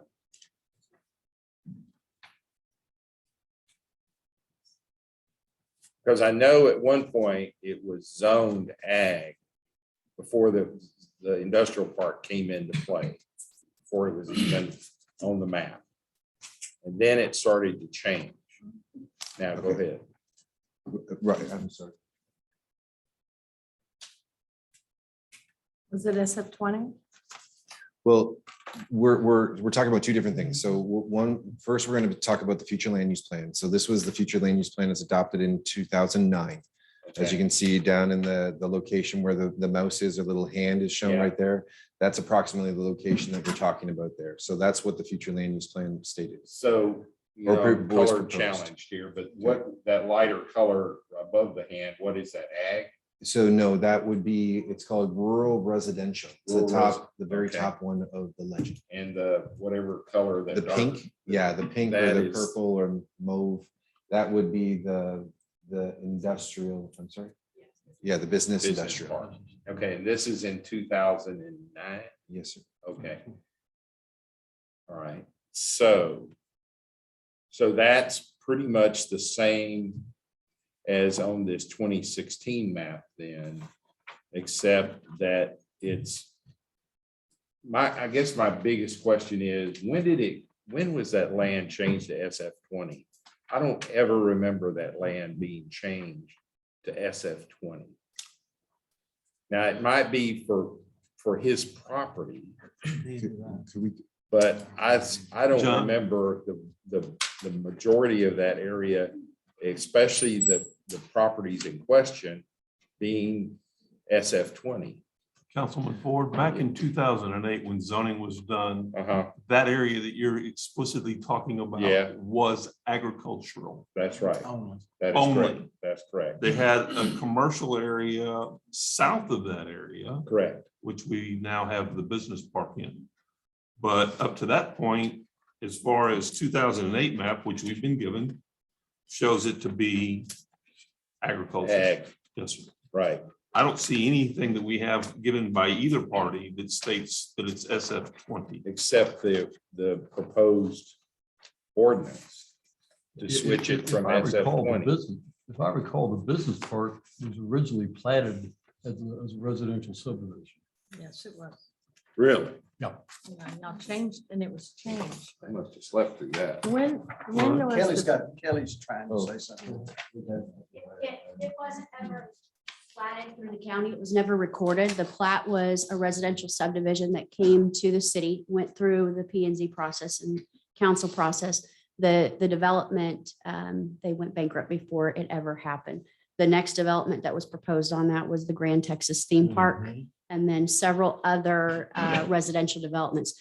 When we first bought this property, it was zoned ag, the property meaning the entire 100 acres for the business and technology park.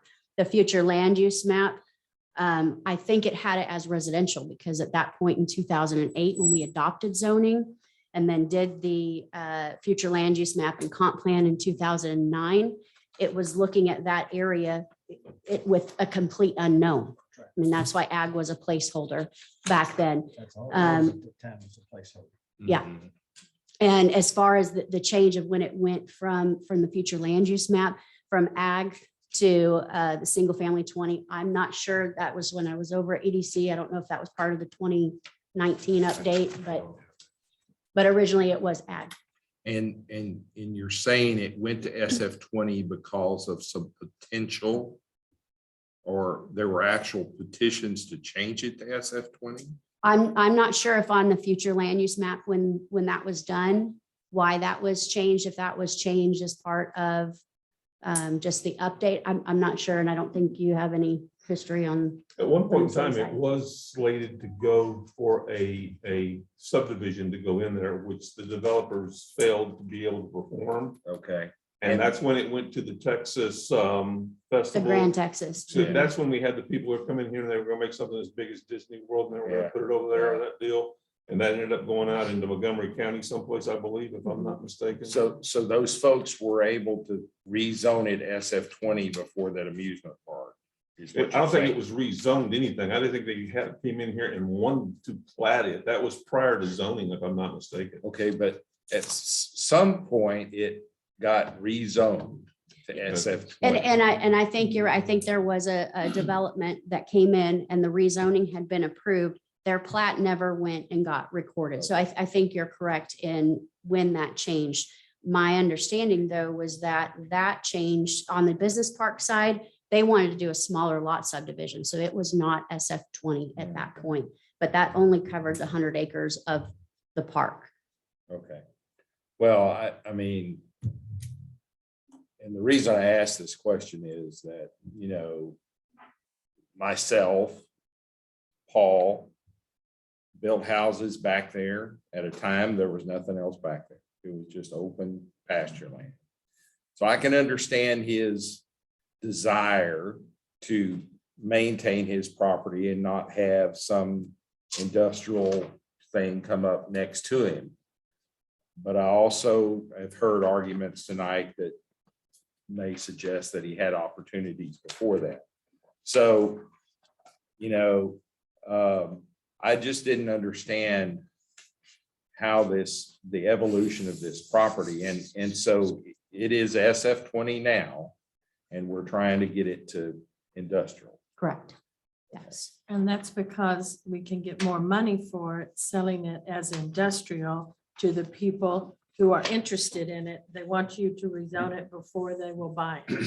Well, it meets that our correct? goals as an EDC to bring in new business. It wouldn't make sense for us to sell it residential. It doesn't meet our goals by any means. Now I will say that, you know, I know on the other side of the proposed persimmon and along the railroad, that's future land use has been commercial from the get-go. Yeah. Correct? Yes. But, you know, on the other side where Mr. Medinka's property is, that's, he zoned it, I assume SF 20, is that correct, Paul? Yes. SF 20, and then that was contiguous with, or one or the other was contiguous with that SF 20 from the ones that went somewhere else. And so that kind of went the residential pathway until the industrial park took off. And remember, there was no access to that area. Correct. Oh, I know. Yeah. Yeah, chase cows back there. I know.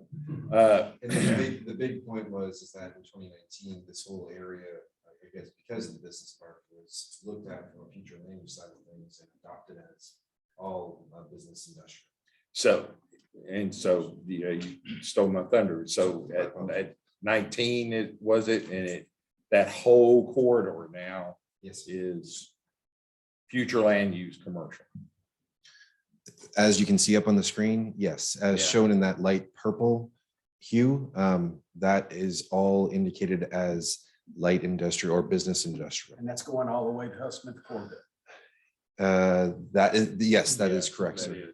And but again, this is as a future land use plan. And then you have that carve out for the new residential Rayburn area there. That is correct, sir. And then, but along the railroad, down Pitchford, back there by the electrical substation, that's all LI or business industrial, yes, sir.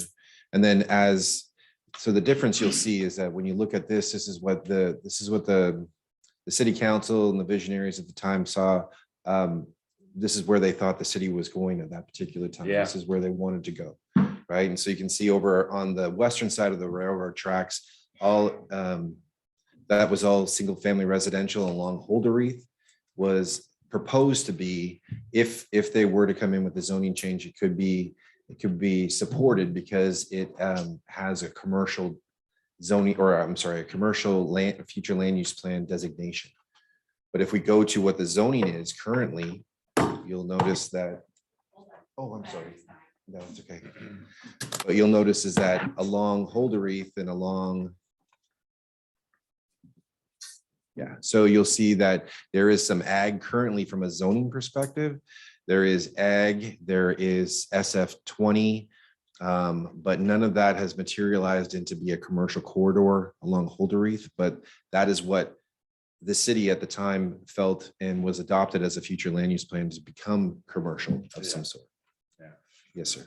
I think though, what we're trying to do is protect Paul's property from the infringement of development. And can we do that with some sort of a 5 foot off the property line, keep the trees? I know we don't have an ordinance that will do that right now, but as part of a sales agreement, can we restrict the clearing of the land along that north property line? There ain't no trees out there. There ain't nothing out there. Because I saw trees in the pictures. I'm going, No, I okay, drove so by it's, and looked I've at it, driven trying by to and figure- looked at it too. Okay. Yeah, unfortunately, There's there's not a- no there. And the thing, Just a thought. Kelly, can you come back up, please? That would be nice, by the way. There's plenty of trees on that north property line. They're pine trees, aren't they? trying. And are they pine trees? Oh, yeah. Yeah. Aren't they, can we can talk to him since he's. If you don't mind. Yeah, could you come on up here and talk to us too, please? I got lots of questions for you. Okay, I drove out there and looked at it, and where your acreage stops, you didn't have that many trees on your fence line, did you? And you have them on your pasture. I agree, you have pretty trees out there. And then the place behind you where the horse training facility is, they've got trees. But I didn't see that many trees where the oil company had been, where the well site was. The 2 acres. Where the well site is, I mean, it's overgrown back there. That's just And I scrub don't- trees, aren't they? Yeah, I don't know, if there's any big oaks or pines, what I'm saying. but just along I know that along, right across my property on that one, there's some, of course, they're pine trees. Yeah, but that's mostly on your property, look like to me. Well, I mean, it's on both, Okay, 'cause I- but I'm pretty sure, I mean, anyway. Yeah, because I wanted to see your property and see where Yeah. it was at and everything. When you tried to buy this, you were just trying to buy lot 1 is one you were trying to buy? Well, initially, when I first started talking to Kelly, they said the whole 18 acres were for sale. And, I put in a low ball offer. Sure. And it was just after that, they were in a hurry to get started on their road. Tortuga held them up and they capitulated actually, I think my offer was submitted to their board. And of course, they decided they had other needs to use the property to get out from under the flow line business. That was in 2020. 2021, last year, about April or so, was when we started going back and forth on the lot 1. That's the one lot closest to me. And then you got the well, and then you got the other lot.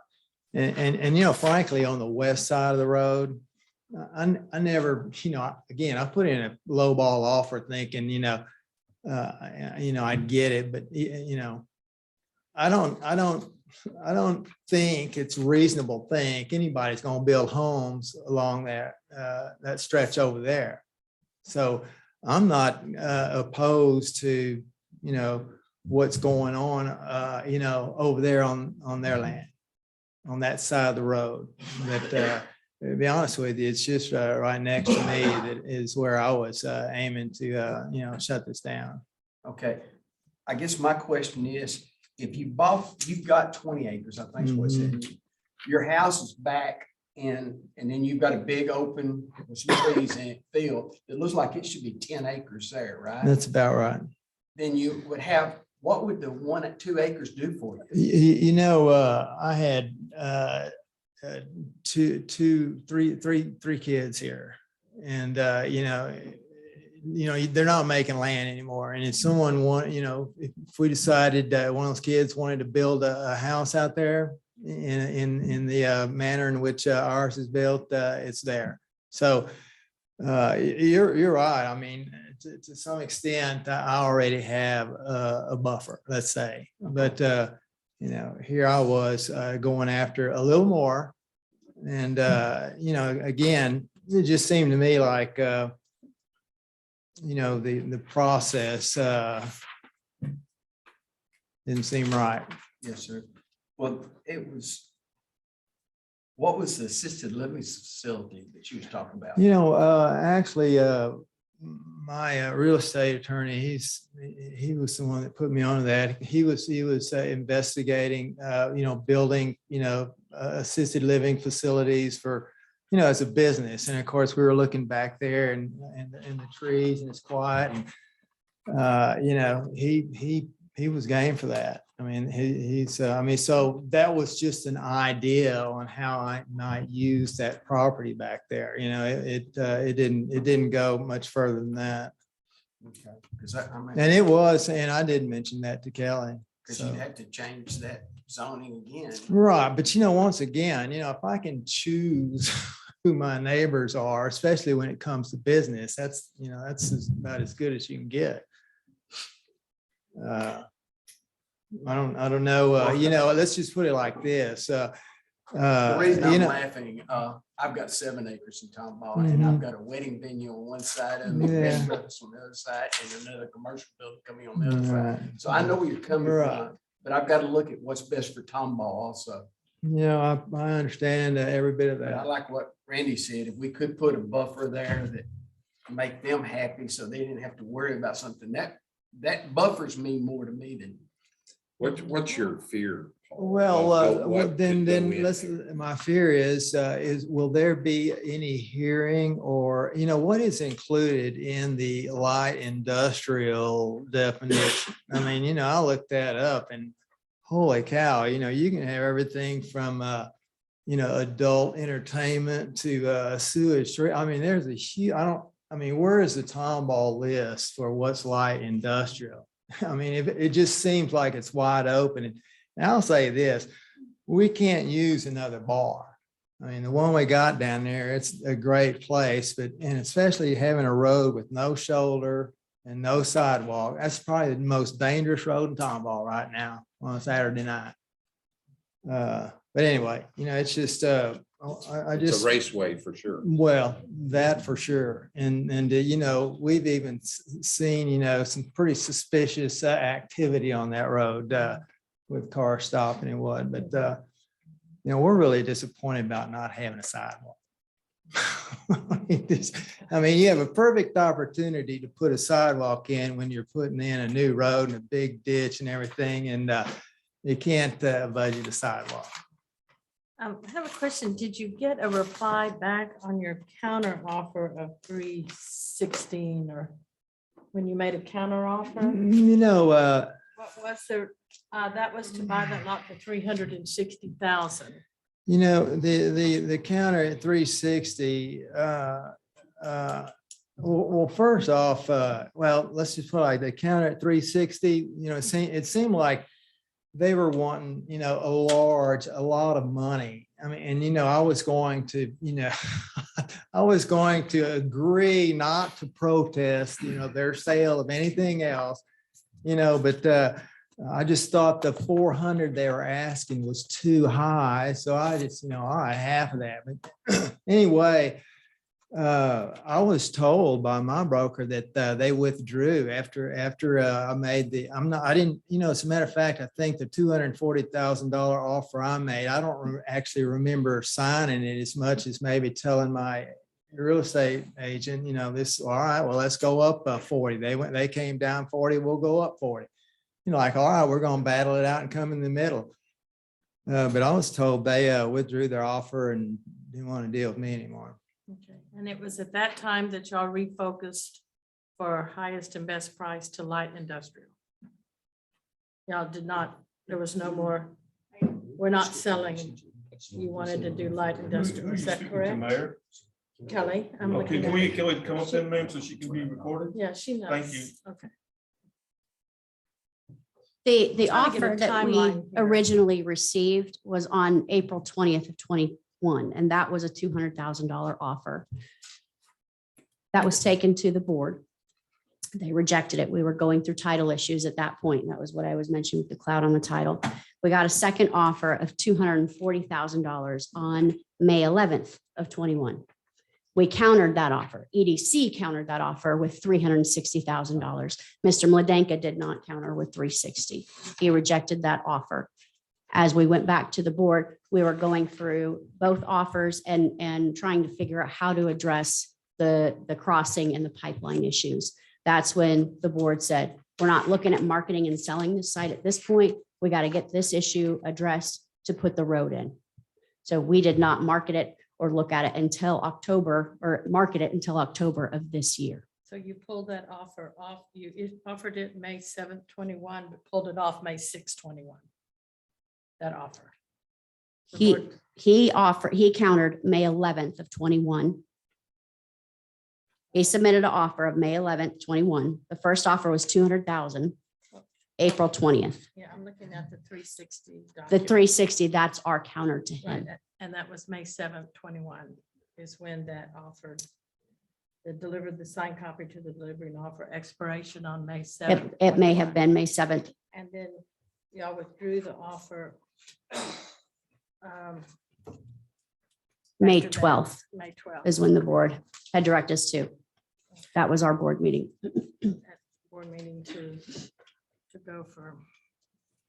Yeah, it's a dilemma. A citizen wanting to protect his homestead versus a business wanting to get highest and best use on selling the property to put something else in there in Tomball on light industrial. It is a dilemma. It's a dilemma. May I ask questions then? Yep. Been trying for a little while. Kelly, how much money was spent on getting the title cleaned up? Oh, good gosh. Ballpark it? 5,000, 10,000? Probably 25,000. 25,000? Okay. The plan change of use was in 2019. Before that, it was SF 20, I guess, or ag. So we should have been working on this from 19. I understand protecting him. Is there anything that the TEDC can offer up that does protect his property, like a buffer? Does that take anything out of being able to sell that lot? I mean, how much acreage are we talking about to put a buffer in? What is that? The total site's about 2.67 acres. Okay. When you develop in your light industrial and you're adjacent to residential, you have an additional setback requirement based on height. So you already have that built in. If there was a desire for us to require, a certain buffer of landscaping along there, I mean, that's certainly something that we could consider. You go kind of long-term issues there. I mean, once we sell it, we don't own it, we don't maintain it. So I can't guarantee that a future owner removes that buffer. And my question again, there is 50, I think, 0.75 acres for sale. The Michaels property is for sale, if I'm not mistaken. It is, yes. Melvin Michaels and Tracy's. Are y'all looking at purchasing that? No, that is listed, I want to say, at over 3 million. In comparison, when we bought the business park, the 100 acres, we bought that for 1.6 million in total.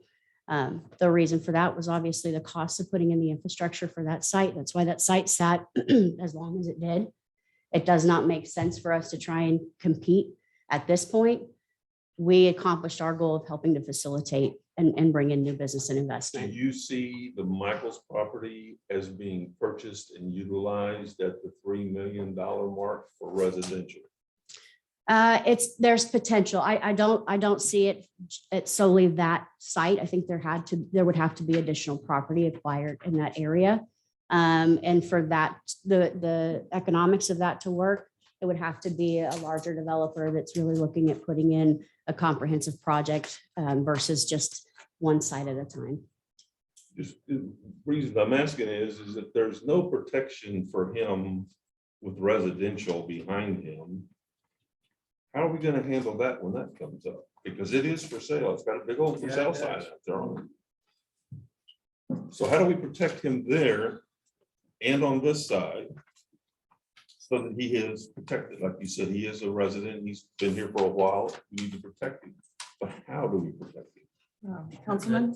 Yes. I've requested a workshop between the council, developers, the public, and our community development team to discuss the development of properties adjacent to already developed properties. how do we protect those people that for the last 10 years have had a forest out behind their house? How do we allow a developer to go in and clear cut something? That should not occur. So you own a piece of property and you want to sell it. And somebody's offered you $1 million for said piece of property and you've agreed to sell it. How do you have anything to say, or how do we as a governmental body have anything to say about how they develop that property? Through the development guidelines and restrictions placed on developing adjacent to previously developed property. Yeah, so part of what we heard as staff from you over this last year for sure is that you're wanting for us to revisit the idea of looking at the future land use plan again. And so that's what we're embarking on as soon as we possibly can, is to get this up and running for us to do that. That would be one of the only ways that I could see us doing that. And then also looking at, just as Councilman Parr said, is that we would need to look at adding in text amendments to do some sort of buffering between higher intensity uses and lower intensity uses. So is there any way we can formally agree to allowing you to go light industrial on lot 3 and hold off on lot 1 until we have said workshop and get things done? That way the TEDC can move forward on the sale of lot 3 and we have an opportunity to protect him. Sounds like that's what we need to be doing. Not hold up both sides of it, but at least the one lot until we get some kind of a buffer. So Kelly, is that something you guys would be? I'll be Oh, honest I'm with sorry. you, because of the smaller size of lot 3, we really have not had much interest on that. More interest has been on lot 1 because it's 2.67 acres. So that would be more of a challenge for us, to be honest. So what is the 300-foot circle go around the well? Because I believe we have to have the 300 foot. Is that correct? Mhm. That's on lot 2. How much of lot 2 is utilize that 300 acre or 300 foot? Is that all entirety? Yeah. Or is there some portion of it on the south side that we can pick up and put onto lot 3 to make it a larger lot? No. It pretty much is carved out to meet that minimum requirement. So lot 2 is what Tortuga now owns. And you can see, So the trade's already been made there, correct? correct. Kelly, do you have any other lease or any landowner there in the park that sits on about 2.5 acres right now? That would be an example of what might go in on lot 1.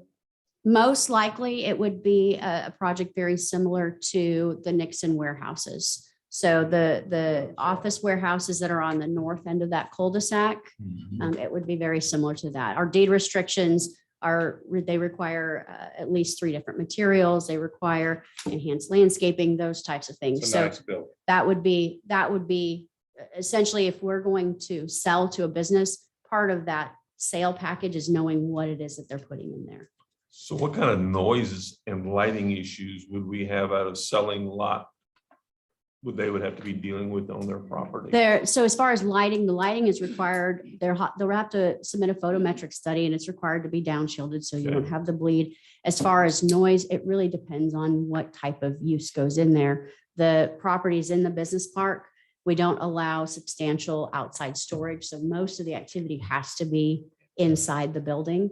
And I mean, you live in there. I don't know if there's been noise issues that you've heard. Probably the most heavy duty industrial building is the cable. The JDR company, cables.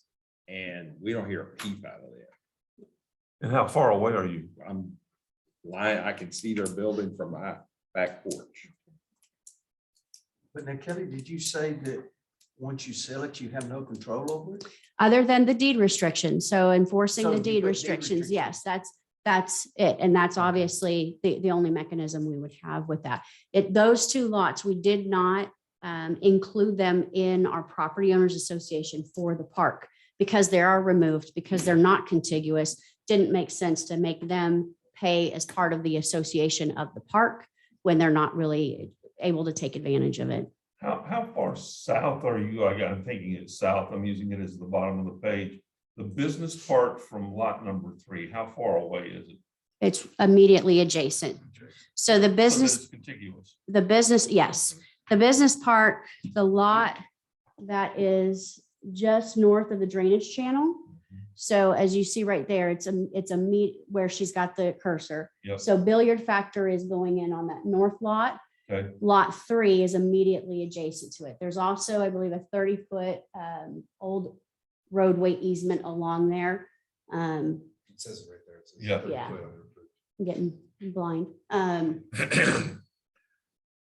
But yeah, So will it's that- immediately adjacent to it. So will that 30-foot roadway be done away with? Will y'all probably more than likely get rid of it? We have not touched it. It's all part of, I think, the 1909 or 1912 plat. So we didn't request abandonment of it. And I think it helps provide access maybe to one of those lots or both those lots back there. Well, I hope you can understand, Kelly, where we're coming from protecting our citizens, because let's face it, one of the things that I ran on was the fact that I had a lot next door to me that was vacant, and I didn't want a convenience store right next door to me where I live currently now. So that's the reason I got on here. At the same time, being on here as long as I have been, you sit here and you go, how can you tell people they can't develop their property? So we're really between the fix and a hard spot, guys. Is this something that we need to come up with the development guidelines and then revisit this rezoning request? Since it doesn't make economical sense to y'all to approve lot 3 for rezoning, but not lot 1? Is that something we need to have the development? Since 2 councilmen have requested that workshop, we can put that fairly fast on the agenda for November. To Does do do that. y'all have a current offer on lot number 1? We have several letters of intent that we'll be taking to the board of directors. Yes. Oh. When's your next board meeting? November 15th. Can we get a workshop in before that? Yes, we could. It may not be on council day, so as long as all of y'all are I want to protect that agreeable, gentleman right there. right, to do that. So And I think we're all. is the consensus then to table this? Take no Why are you action. looking at me? How about let's just not take any action on it? Say yes. That's Take always no my action. recommendation. To take no action? Take no action. Do you have a? take- No, sir, I don't get paid the big bucks. I just try to come up with solutions for everybody that Things that everybody's even happy. benefit So that this group, is to take no action, to have a workshop as soon as As we can get it on possible the deal. that staff can be prepared for, to come up with a development guidelines to protect our landowners and then go from there. I would also like to have the TEDC present at that workshop if it's all possible, because y'all know what y'all are trying to do and we don't. Yeah. So in order to protect or make sure that we don't infringe on y'all as well, so we can make the happy medium. And Is the that public can be okay for you invited too, guys? right? Yes, it'll be a public workshop. Yeah, it'd be a public Public workshop. can come too. Yeah. So I just want to clarify something if I could. So if we have the public workshop, we come up with a solution. There still would need to be a text amendment that would be done within the code, which most likely won't happen at the next. Have the code meeting. ready. Fortunately, we have to follow, and I would I assume, know. and maybe that's part of what I need to discuss with city manager. We'll figure it out. I'll But get probably back it to will you. not be before your board meeting, November 15th, and you'll have to probably take this off of the agenda in order to get through the hoops that have to be jumped through at the city level. Well, I think the I'm workshop. curious. I'm curious. Is there any restrictions or any, well, as you call them, deed restrictions that you could implement on the sale of lot 1 that would require that buffer remain intact? What we're gonna require. Yeah, yes, I mean, the answer is yes. If the deed restrictions, we can control or attempt to control, I should say, the These restrictions are not something that city will enforce. Yeah, we can't do You that. have to go to the DA to enforce them. That's Correct. right. So that is the challenge. We, because we are in the area and in the park, I mean, we have obviously better eyes and being able to do that. But long-term, I can't guarantee that it would be maintained. Do you have any part of the park that has a fence around it that's substantial enough to help the sound go up versus off to the sides? You know, when you go along a highway and you see people have these concrete fences up for sound abatement. Do y'all have anything like that you all can mandate? Not, we don't have anything like that currently in the deed restrictions. It's just to, it has to be opaque. It has to be a certain height. One of the biggest challenges we've had with people wanting to put walls and fencing is that the drainage out there. So having to kind of deal with that, as well as on the back, the perimeter of the park is where we ran the majority of the electric. And so that kind of became an overlapping issue. Well, I'm just trying to get further back up so that his property has a sound barrier there to keep any industrial noise from encroaching on his property. We already have a noise problem in several other things that we're going to be coming up with. We've got the ordinance right here. So if we can maybe look at possibly doing something like that to help them out as well. Is a discussion that when we have the workshop, that TDC can bring back suggestions on this? Is that agreeable? Absolutely, sure. Okay, so at this item then, Take no action. we will take no action on this item. Okay. Thank you. Item 6.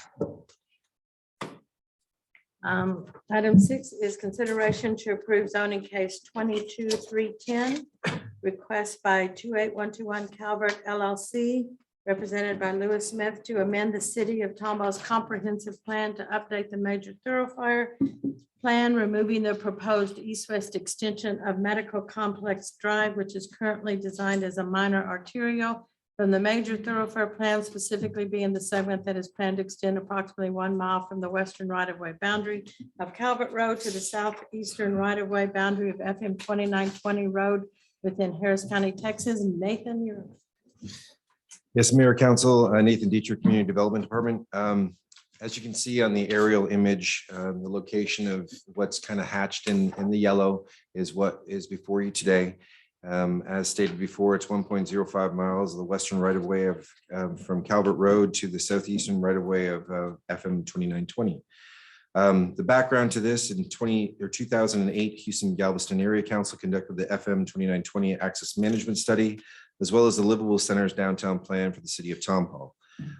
Within the context of these studies, there is a reference to the need to improve parallel east-west facilities to provide alternative connections to FM 2920. The study specifically identified Medical Complex Drive as one potential alternative connection. In 2009, the city of Tomball adopted a comp plan that built on this concept in providing east-west connections and identifies Medical Complex Drive as being that suitable right-of-way. In 2019, construction was completed on a section of State Highway 249 Tomball Tollway along the western extent of Tomball, and this construction did not account for the underpass or the flyover, the intersection of the Medical Complex Drive. This effectively cut off the western connection of the Medical Complex Drive to FM 2920, greatly hindering the potential of Medical Complex serving as that east-west bypass to FM 2920 around downtown Tomball. In 2021, the City Council approved an ordinance that downgraded this subject portion of Medical Complex Drive from a major arterial to a minor arterial between State Highway 249 and FM 2920. In 2022, a request was presented to City Council to remove the eastern, so on the other side, on the east side of Smith Corville, segment of 29 or of Medical Complex Drive extending from Smith Corville to Mahaffey. This request was ultimately denied, and rather than removing the segment, it was downgraded to a minor arterial in July of 2022.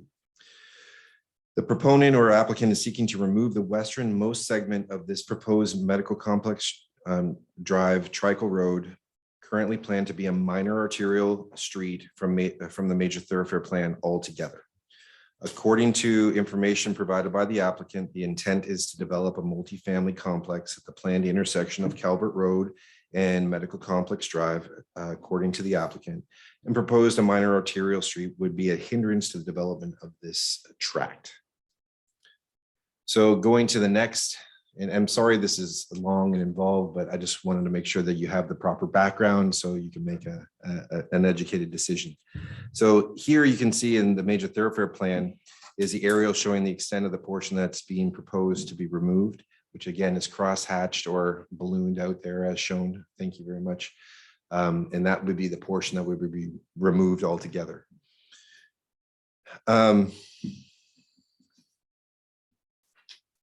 So moving on to the site photos, as you can see where it currently dead ends, it's hard to show a road that isn't there, but this is kind of, again, to show you what's in and around this particular area. The proposed alignment, and then it goes to the existing portions of medical complex looking east on Calvert and then west view on Trico.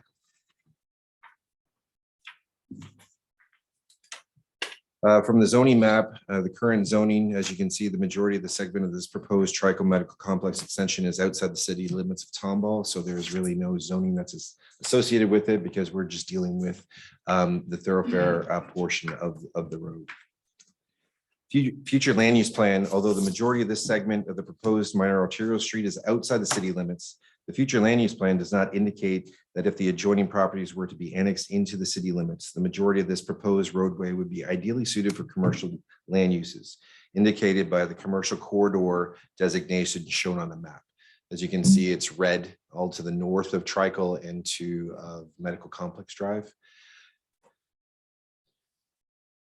Although the initial plan to utilize Medical Complex Drive as a bypass to FM 2920 may be out of the question, the construction of the State Highway 249, it may be still provide useful alternative east-west connections from FM 2920, which would likely help to alleviate some traffic congestion possibly in the future.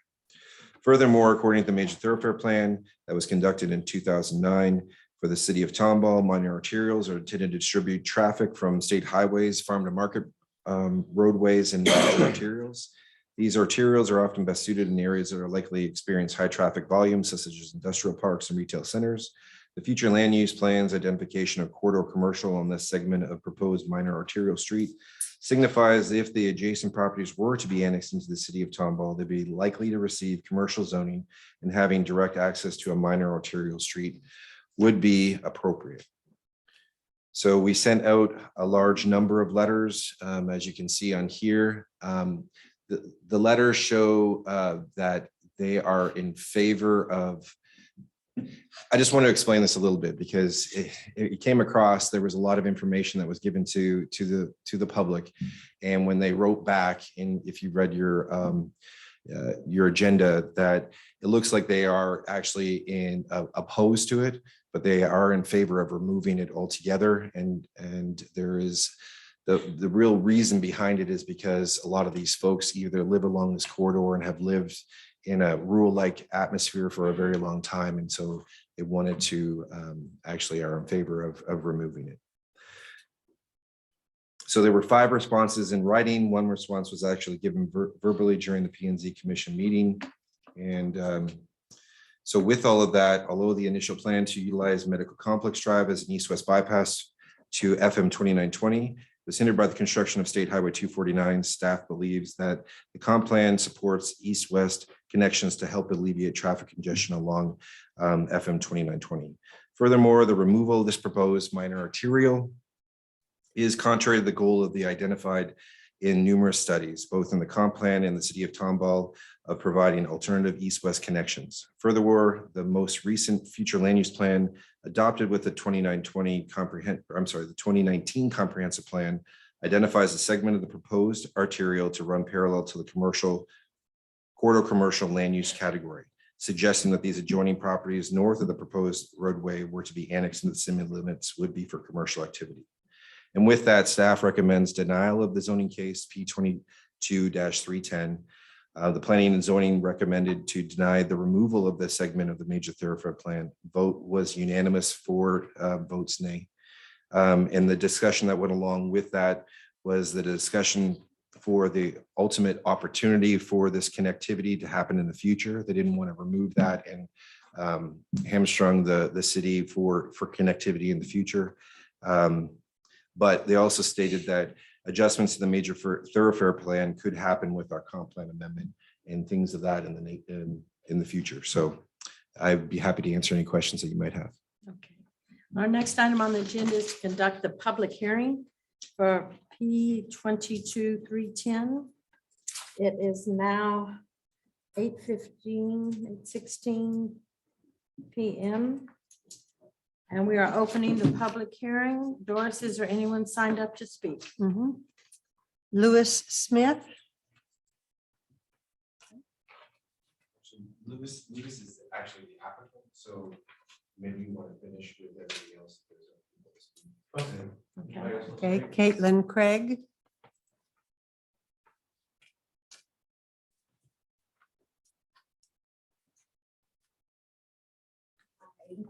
I really wasn't going to speak, but I will. My name is Caitlin Craig and I'm at 15633 Tricle Road. And I'm one of the ones that read this wrong. And so one of you probably got my nasty gram because I was a little upset about it because this is where my great grandpa bought this land over 70 years ago. My grandpa then took over this land. He raised 4 girls on this land. I am now on this land with my mom, and I am raising my son on this land.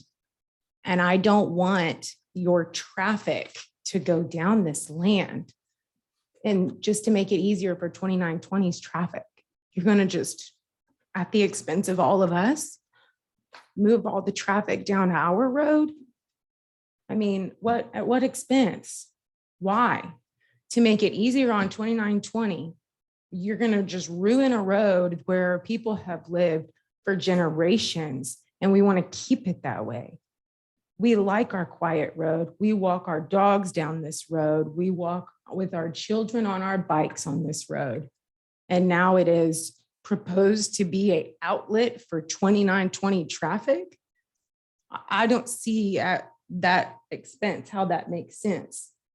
And I can't see how anybody sitting up here can say that that is right. I don't know. That just doesn't make sense to me. And I'm sorry, I'm getting emotional. But this means a lot to me. And I don't want to see this road turn into what medical. I worked on Cherry Street for 7 years at Tabasco International, which we sold. And now we are in Navasota. I drive an hour to work every day, which stinks. But, and I drove down Medical Complex every day down to Cherry Street. And do you understand how people drive on that road? Do you understand how many people hit deer on that road because they are flying down it? And then I have to worry about that coming down Tricle and being the new Medical Complex, the shortcut for the speed racers. How can I even, my son would have to stay in the backyard all the time. Don't even go out there. And I would just be afraid that, something would happen, not to mention the crime that could bring down my street, my quiet street. I mean, it doesn't make sense to me that this can even be upheld and thought about on any level. It's a quiet street. Go take a drive down it. It's nice. There's trees everywhere. It's beautiful. And we're just going to, because you ain't just going to leave it 2 lanes. You're going to extend it, and it's going to go into how many people's yards? How many people's yards are going to lose their driveway? And the little trees that they have. There are some beautiful pecan trees across the street. There's beautiful trees all down that road that y'all would just take out because you'd have to make it 4 lanes, right? And then not to mention my aunt who's not here, she lives next to us. And on that map at the end of Tricle Road is her driveway. She has a little driveway. It goes straight through her driveway. Then what? How does she get in? Y'all have to make her a new driveway? And then not to mention that's at the back of another person's property. And he showed pictures of Calvert, and it's like, just to show you what's in this land. What you're not seeing is the people that do live behind those trees, those people that don't live right on the side of the road where you can't see their houses. People live here. It's not just let's just make it easy and let's just divert traffic and make it easier for 2920. At what expense are we making this easier for people on 2920, disrupting everybody else in the process, ruining their way of life in the process? It's not right. And I hope that y'all will abolish this extension to Medical Complex down our road. please. And that's it. Thank you. Lewis Smith. Lewis Smith. Okay. That's me, Louis Smith. Can we give you my address? Yes. 22316 Cobes Road, Tomball, 77377. I want to hand you guys this. This is the original major thoroughfare complex.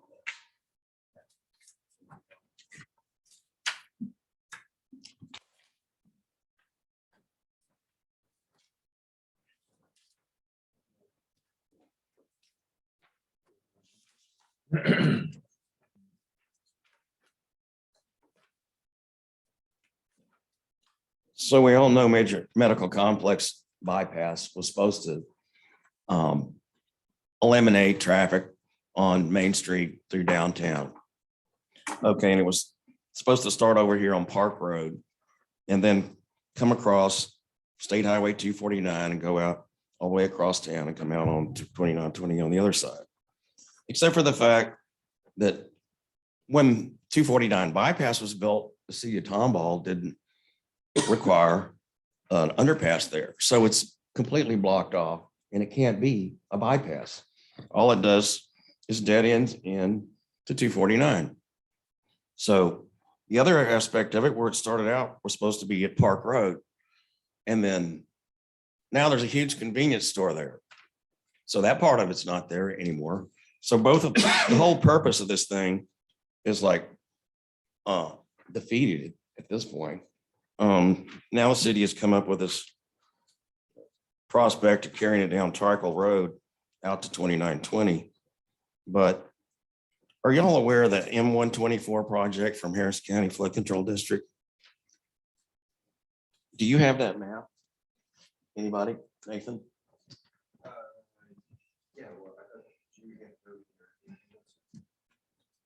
No, I sent you all a digital.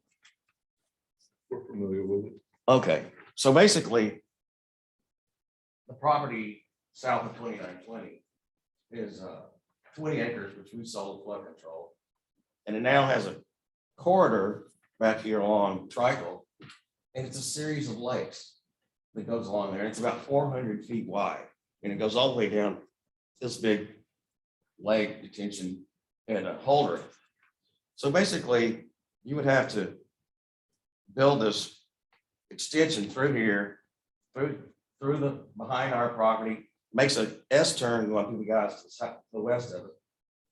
Then cross like a 400-foot drainage corridor to connect to Tricle.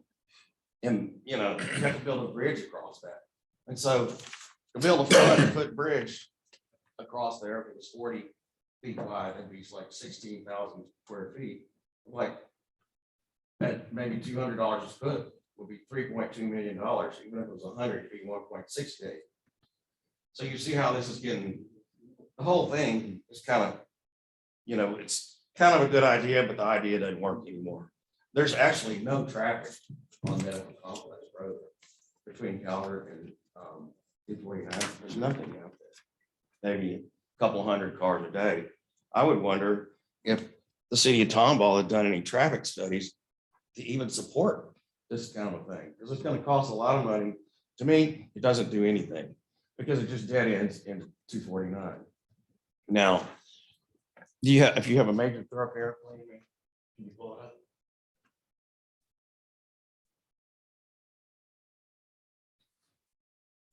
Okay, so can you? Okay, so there's Calvert. Okay, so Medical Complex terminates into the bypass, so it's not going anywhere. So then so Calvert Road's is projected, I guess, major thoroughfare. Go down, pull south a little bit, and Interactive maps. yeah.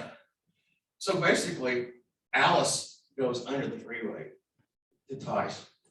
And so that would be your real east-west bypass over to Cherry Street and then up to Medical Complex again. So you're not going to ever achieve anything. I don't even know if you're going to have hardly any traffic on this medical complex off of Tricol at 2920. It's just, why wouldn't you just go up 2920 and down Calvert and just cut across at Alice? There's not really any reason to spend all that money and do all that and not really achieve anything. That's my point of that. And also, if you look at the intersection of Tricol and 2920, let me pull that up. The way your projections should.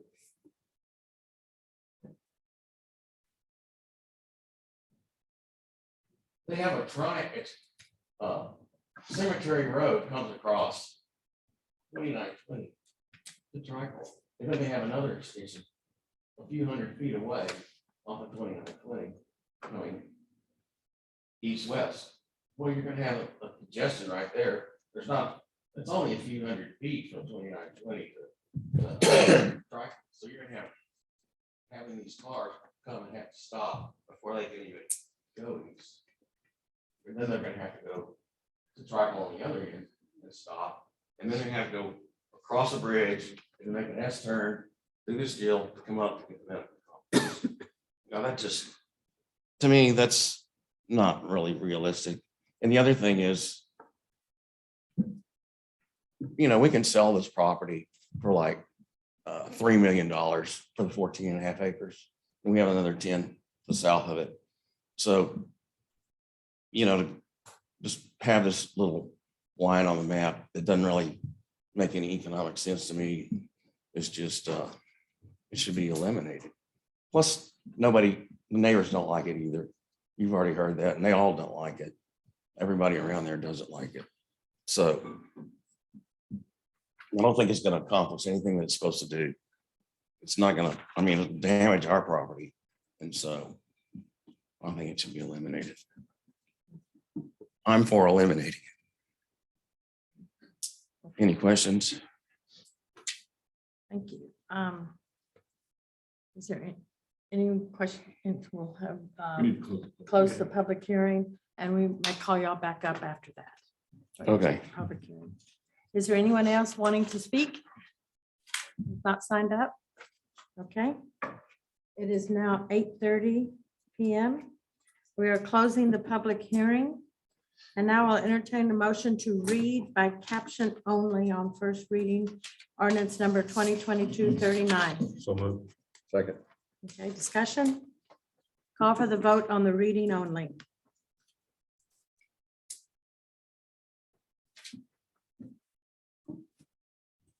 Motion carries unanimously. Ordinance number 2022-39, an ordinance of the city of Tomball, Texas, amending the city of Tomball's comprehensive plan to update the major thoroughfare plan map, removing the proposed east-west extension of Medical Complex Drive, which is currently designated as a minor arterial from the major thoroughfare plan map, specifically being this segment that is planned to extend approximately 1.05 miles from the western right-of-way boundary of Calvert Road to the southeastern right-of-way boundary of FM 2920 Road, providing for severability, providing for a penalty of an amount not to exceed $2,000 for each day of violation of any provision hereof, making findings of fact and providing for other related matters. I will entertain a motion to adopt ordinance number 2022-39 on first reading. Motion. Second. Discussion? Yes, ma'am. You want to give it a second? Yeah, I was gonna just say, in normal circumstances, I would be very reluctant to give up right away on future road sites. This one is a little different. You know, I'm kind of torn. I just, because once you give up a right of way, That's it. that's it. You never get it back. And I truly, I understand your situation, but 40 years from now, that's it. You know, circumstances might be completely different for your family. And we will have given up an opportunity to move traffic, even if it's only over to 249. I look at it from a fire protection, standpoint, fire station down on Telge Road. They can come up and get into medical complex a lot quicker. And get to stuff on the south side of 2920 a lot quicker. If we ever need to do, if we ever have that road to do. And I'll leave it at that. That's the same issue I had. And I explained it to, bet it was her grandmother, Miss Logan, was it? Miss Craig. Because that's what I explained to her. There's no plan to put a road in there at this time. Exactly. It's never been, it's not discussed. It's just on the map that it could be someday. And if you take it away, then it can never be. And I understand where you're coming from. You want to develop your property into a multifamily or some, whatever you want to do. I understand that. But if we take this road away, it can never be put back. Because then we'd have to buy your family or whatever it would be. And that's the reason we did the same thing going to the west. Is that gentleman wanted to develop that property. We cut the road down to a smaller road, so you wouldn't take, you did that, I think, Derek. You cut the road down to a smaller area. So it wasn't a big 4-lane road. Down to a minor arterial. It was a minor artery. Oh, I can't say Arterial. Y'all know what I'm saying? And everything. So that's what people need to understand. It's not that we want to put a road down it today or next year or my lifetime. But you know, I understand where both of you gentlemen are coming from, but I'm gonna look at it from a little bit different perspective here. We have no plans in anywhere in the near future of putting a road over there. We're gonna have to purchase right of way to build a road, whether it be now or 50 years from now. I don't understand where y'all are coming from saying that if we give the right of way up now, we can never buy right of way, because we can. If the, Just if not it, in the configuration that it is right now. but the configuration you have right now is for not, like he brought up some very good points as far as the triangular cutoff on 2920, that close together. We are already operating at an F level on 2920 from basically 45 all the way to 290. Why do we want to put another place for more traffic to come in on 2920 when it's already operating at a problem? You think TxDOT's going to allow that without some kind of problems? We're going to have to bend that road somewhere where it comes in straight. You don't want to have a 45-degree angle. That's what we got a problem with Zion Road and Huff Smith Corville right now. There's an angle in there. We talked about straightening that out so we could get in the park, and we did that. So my whole point is, do we need to have that right away right now? And if we do, are we picking the best layout for that right of way right now? Why are we trying to go in and do something that we don't necessarily need to do right now? That's not developing over there. We don't have a big push over there to develop. If we were having a bunch of people come in here and say, hey, I want to develop that property over there. The landowners wanted to sell their property and they wanted to sell it for development, then hey, maybe we need a road there right now. But do we? I don't think we do. So I'm gonna vote against it. No, you're gonna vote. Okay. I'm gonna vote against. You're gonna vote for it. I'm gonna vote for it being eliminated. Okay. Let's put it that way. However, I need to vote. Somebody can explain that to me, council. You got it right. You got to vote for it. I'm gonna vote to eliminate it. If we want to do it at a later date and time, another council can pick up where we left off. I just don't see doing it right now. May I clarify a statement for you, sir? It sure can. So basically, by keeping the major thoroughfare plan, the alignment there, even though that maybe that alignment doesn't make sense, and those things can change over the next number of years if we're not ready to build it right now. But what it does afford us right now is that somewhere inside that alignment right now is that if someone were to want to develop, they would be necessitated to dedicate that right of way to the city. So if a plat were to come in before us today, and we would say that there is an alignment for a major thoroughfare plan, we would ask for the dedication of the right of way, maybe not the road to be built, but we would ask for the dedication to be there in some way, shape, or form. But in the alternative would be is that we were to move it we would have to go back and then, just like you said, go purchase it by eminent domain or by another So let me ask you this. tool. If you have somebody on Tricle Road that wants to develop a particular piece of property and they have to give us, the city, the right of way for that property, they have to, go ahead and say, yeah, we're gonna let you have that. What if the next piece of property is purchased and they want to develop somewhere else? How are you gonna get that road to follow that contour? You understand what I'm saying? I'm not sure I follow. That's what this alignment does. That's it. But you're going through farms and stuff that I just don't think we should be going through. I believe people have a right to protect their properties, guys. That's just me. I mean, They're not selling. They're protecting their properties, just in the event that they sell their property. Based on that alignment that we have right now, they would have to dedicate whatever the right of way would be to their property. How many pieces of property is this alignment gonna split? It doesn't split any, it's going down. the road. It's gonna split it. If you have a piece of property here The and only here, one and that your splits is alignment's the going main through one. it. It'll split The main one where he wants to build a multifamily. Right, it'll split that property for right now. It's not in the city, I don't believe. It's not. It's not in the city, I don't believe anyway. No, it's not in the ETJ, if I'm not mistaken. It is completely in the ETJ. That's what. It's none of it. So yeah, and the goal here, and I'm sorry, Mr. Lewis, I'll let you come up here in a second, is that the idea behind this is that this would be the first step in what Mr. Lewis would want to do with this particular property, because then at that point, if we were to remove this section from the major thoroughfare plan, then that would afford him to develop his particular piece of property. So let me ask you this. If we're concerned about that piece of property, and I'm concerned about the other pieces of property over here on the older Tricle Road, why wouldn't we do like he said and go down to Alice Road and go across? It seems like if they've got all the drainage canals and all the stuff that Harris County has done, and we're gonna have to build a 400-foot bridge, it's gonna have to be elevated. Do you know what the cost of that bridge is gonna be? It's the same reason we didn't do the elevated bridge across 249, guys. It was gonna be $16 million to build that bridge across 249.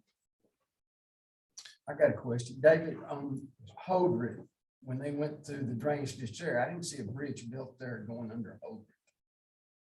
With the big drainage ditches coming, what is that? M118? Yeah, I don't remember seeing a bridge. There going is, they're box culverts. Box culverts, yeah. It's not a bridge, but it's box culverts. But you gotta have That's to elevate it over there because that is a major low-lying area, guys. It's not gonna be just a bridge that you build on the ground. It's gotta be elevated. And when you start elevating bridges, they get darn expensive. Don't they, Gunda Corporation? Thank you. I don't disagree with the fact that we need to keep in mind that we're gonna need some type of thoroughfare in this area at some point, but there's no need for it now. Medical complex in terms of making it a bypass or whatever it was gonna be is dead. This point where it hits 2920, I agree with Councilman Townsend. I'd be very mad stopping at a stoplight at Cemetery Road and then go 100 yards and stop at another stoplight. I hate roads like that. And so that's not going to help us. And so I'm not, however, I hate double negatives because my mind didn't work like that, but I'm not in favor of keeping this. If you vote in favor of the motion that's on the table, you're voting to eliminate That's this right. section. So I need to vote no. No. No, you can vote yes. You can vote Okay, yes. that's what I thought. Okay, So I'm voting yes. Nathan, there was lots of discussion at P and Z. There was lots of discussion by city staff on this. This is not even on our radar to build or do. That's right. But is there accommodations that the landowner would give us to go around his piece of property so we do not destroy this east-west corridor that will be very important in the future to this town? These are the similar arguments that we got with the Grand Parkway. Not in my backyard. Do not take my trees. How many of you would like the Grand Parkway to be gone? How many of you would like Beltway 8 to be gone? decisions like that are very hard, and it's looking ahead 20, 30, 40, 50 years of this town. So we would be making a change in order for you, the landowner, to be able to develop their land. But how in that development would the east-west corridor be if we did this? Is the landowner going to give us land? Is it going to change it? So I don't see how that can happen with today's information on that. The east-west corridor is going to be important to this city in 20, 30 years. So one thing that we kind of discussed is that, and we brought this up earlier in a different agenda item, is that we as a city have earmarked certain funds to do a future land use plan amendment, an update is probably a good way to say it, along with a comp plan update. And then also a possible zoning update. But that all takes time. It takes time to organize. It takes time to get ready. And that has been expressed to the applicant, but that again could be forecasted out another 12, 18 months to get completed. And at that time, we know that we'll be re-looking at this location with the possibility of changing it, amending it, adjusting it, whatever we feel is fit and maybe better suits the city in years to come. But we weren't ready to give him a response as of right now. So it was his request that we still bring it forward because he does have a potential development on hand right now. So. Thank you. Okay, any more discussions? Could you pull the map out a little bit so we can see what's further south? Thank you. Alice, that's almost a straight shot across. But we brought that up when we were trying to do medical complex. Remember, we brought that up, that we couldn't go down that way because you got the same situation. You got all the houses down Alice and everything, and then you got to do all that back through there. I understand that, but we don't have a drainage canal that we have to go up and over at that point in time. I don't believe. And I am. By the time we get there, you will. Well, that's probably true. It'll be $50 million. And I'm very sympathetic to the lady that spoke about I am too. speeding down medical complex. I fight it every day. I drive 5 miles under the speed limit, just try to slow people down. And I mean, we've got speed indicators down there now, and often I see 50, 45, and that thing's going off all the time. So, I'm very sympathetic to that. And so I'll be voting yes. Can we get more of an enforcement on that road? So, police enforcement? It won't do any good. Tickets? I've asked for it. They're down there. Okay. Is there any more discussion? You're pointing? No, she was. Oh, did you have something else you want to say? You're welcome to come up. Derek's in there. I didn't get it. I just. Okay. All right. Is there any more discussion on this? And let's call for the vote. I think the applicant has one more thing to say, Mayor. Okay. Applicant, I'm sorry.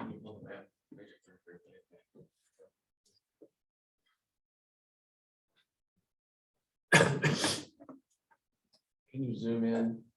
I guess, well, you see, one comment is Alice is going to get you across the freeway. Nothing else will get you across the freeway. You're just, you just have to get it out of your mind that it's a bypass. It'll never be a bypass. So you're just going to run into the freeway and then you'll just have to go south down Alice and cut across. It might be better just to put Alice on there. And it already does that and come up. Yeah. And then there's other properties to the west of us, 3 or 4, that you're going to make us S-turn through these properties. It's not going to be very practical to do that. And you're gonna be, I mean, that's other people's land, you're gonna be like cutting right across it diagonally. So that's all, that's all. So, thank you.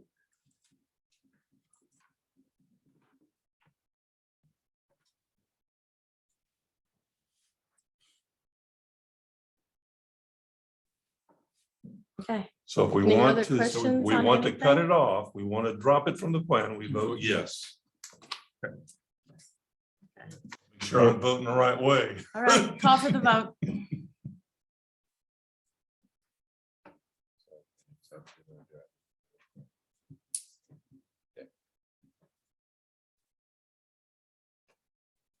Motion carries 3 votes aye, 1 vote nay.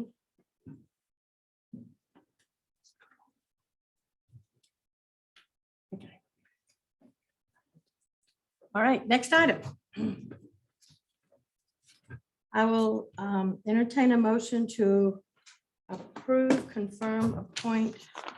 On the agenda item is the confirm, appoint, reappoint member to Director Position 7 for 2022 Tomball Legacy Fund, Inc. Board of Directors as required under 402 bylaws. I do have questions on this in that there is not a position open on the Legacy Fund. In the last time we did boards and commissions, council was adamant that we do not remove people till their expiration term is up. And it has to be, if we do, it is for cause. Megan is the last one who was appointed. Her skills are of value to this Legacy Fund. It's not a problem with her employer. So please let me know the cause of why we would be removing our latest appointee from the Legacy Fund at this time, since we were so adamant we do not do that until the terms expire. I will not be voting to remove her. Okay. So, well, this appeared on the agenda, so that's. I understand I Councilman didn't Stoll understand requested it. why it appeared on the agenda. Because I think Councilman Stoll, I think he was worried about residency. You do not have to be a resident to be on the board. I understand. I Okay. understand. All I'm right. just saying what Councilman Stoll brought up last meeting was that he thought serving on our legacy boards that we need to have a resident, and I will not be voting against Megan. Okay, so I will entertain a motion to approve. So it would be to approve. It would be Let me just take a poll here. Is there any appetite with the rest of the council to remove Megan? Okay, So then it would why be don't we to take no confirm. action? Take no action on item. Can it be number- brought up again if we take no action? If Councilman Stoll comes back and finds out there was no action, can he bring it back up? I don't want to do that. It's the same procedure for, it's not going to be, if you tabled it, it would be, the way to deal with it would be no action. Okay. You would have to go through whatever process you went through this time to get it on. Okay. I mean, just if we all vote not to remove her, does that end it and we No. don't have to worry about Councilman Stoll bringing it back up? No. Okay, I just want to make sure that we do it. Take no action. Okay. We take no action on item 7. Next item is, item 6. Confirm. Can we take a 5-minute break? Please? This is the last Yeah, item. it's the last item. Okay, I'm sorry. Okay, we'll go fast. Next item is on the agenda for discussion and possible action regarding development of project for the future downtown Tomball Advisory Committee. Is this, it was a discussion and possible action. I know that there is discussion of doing a Old Town and New Town, Old Town being Old Town mixed use from Baker to, I think it's Live Oak. I think that's where Old Town mixed use, and then New Town from Baker to the other side where past Chick-fil-A.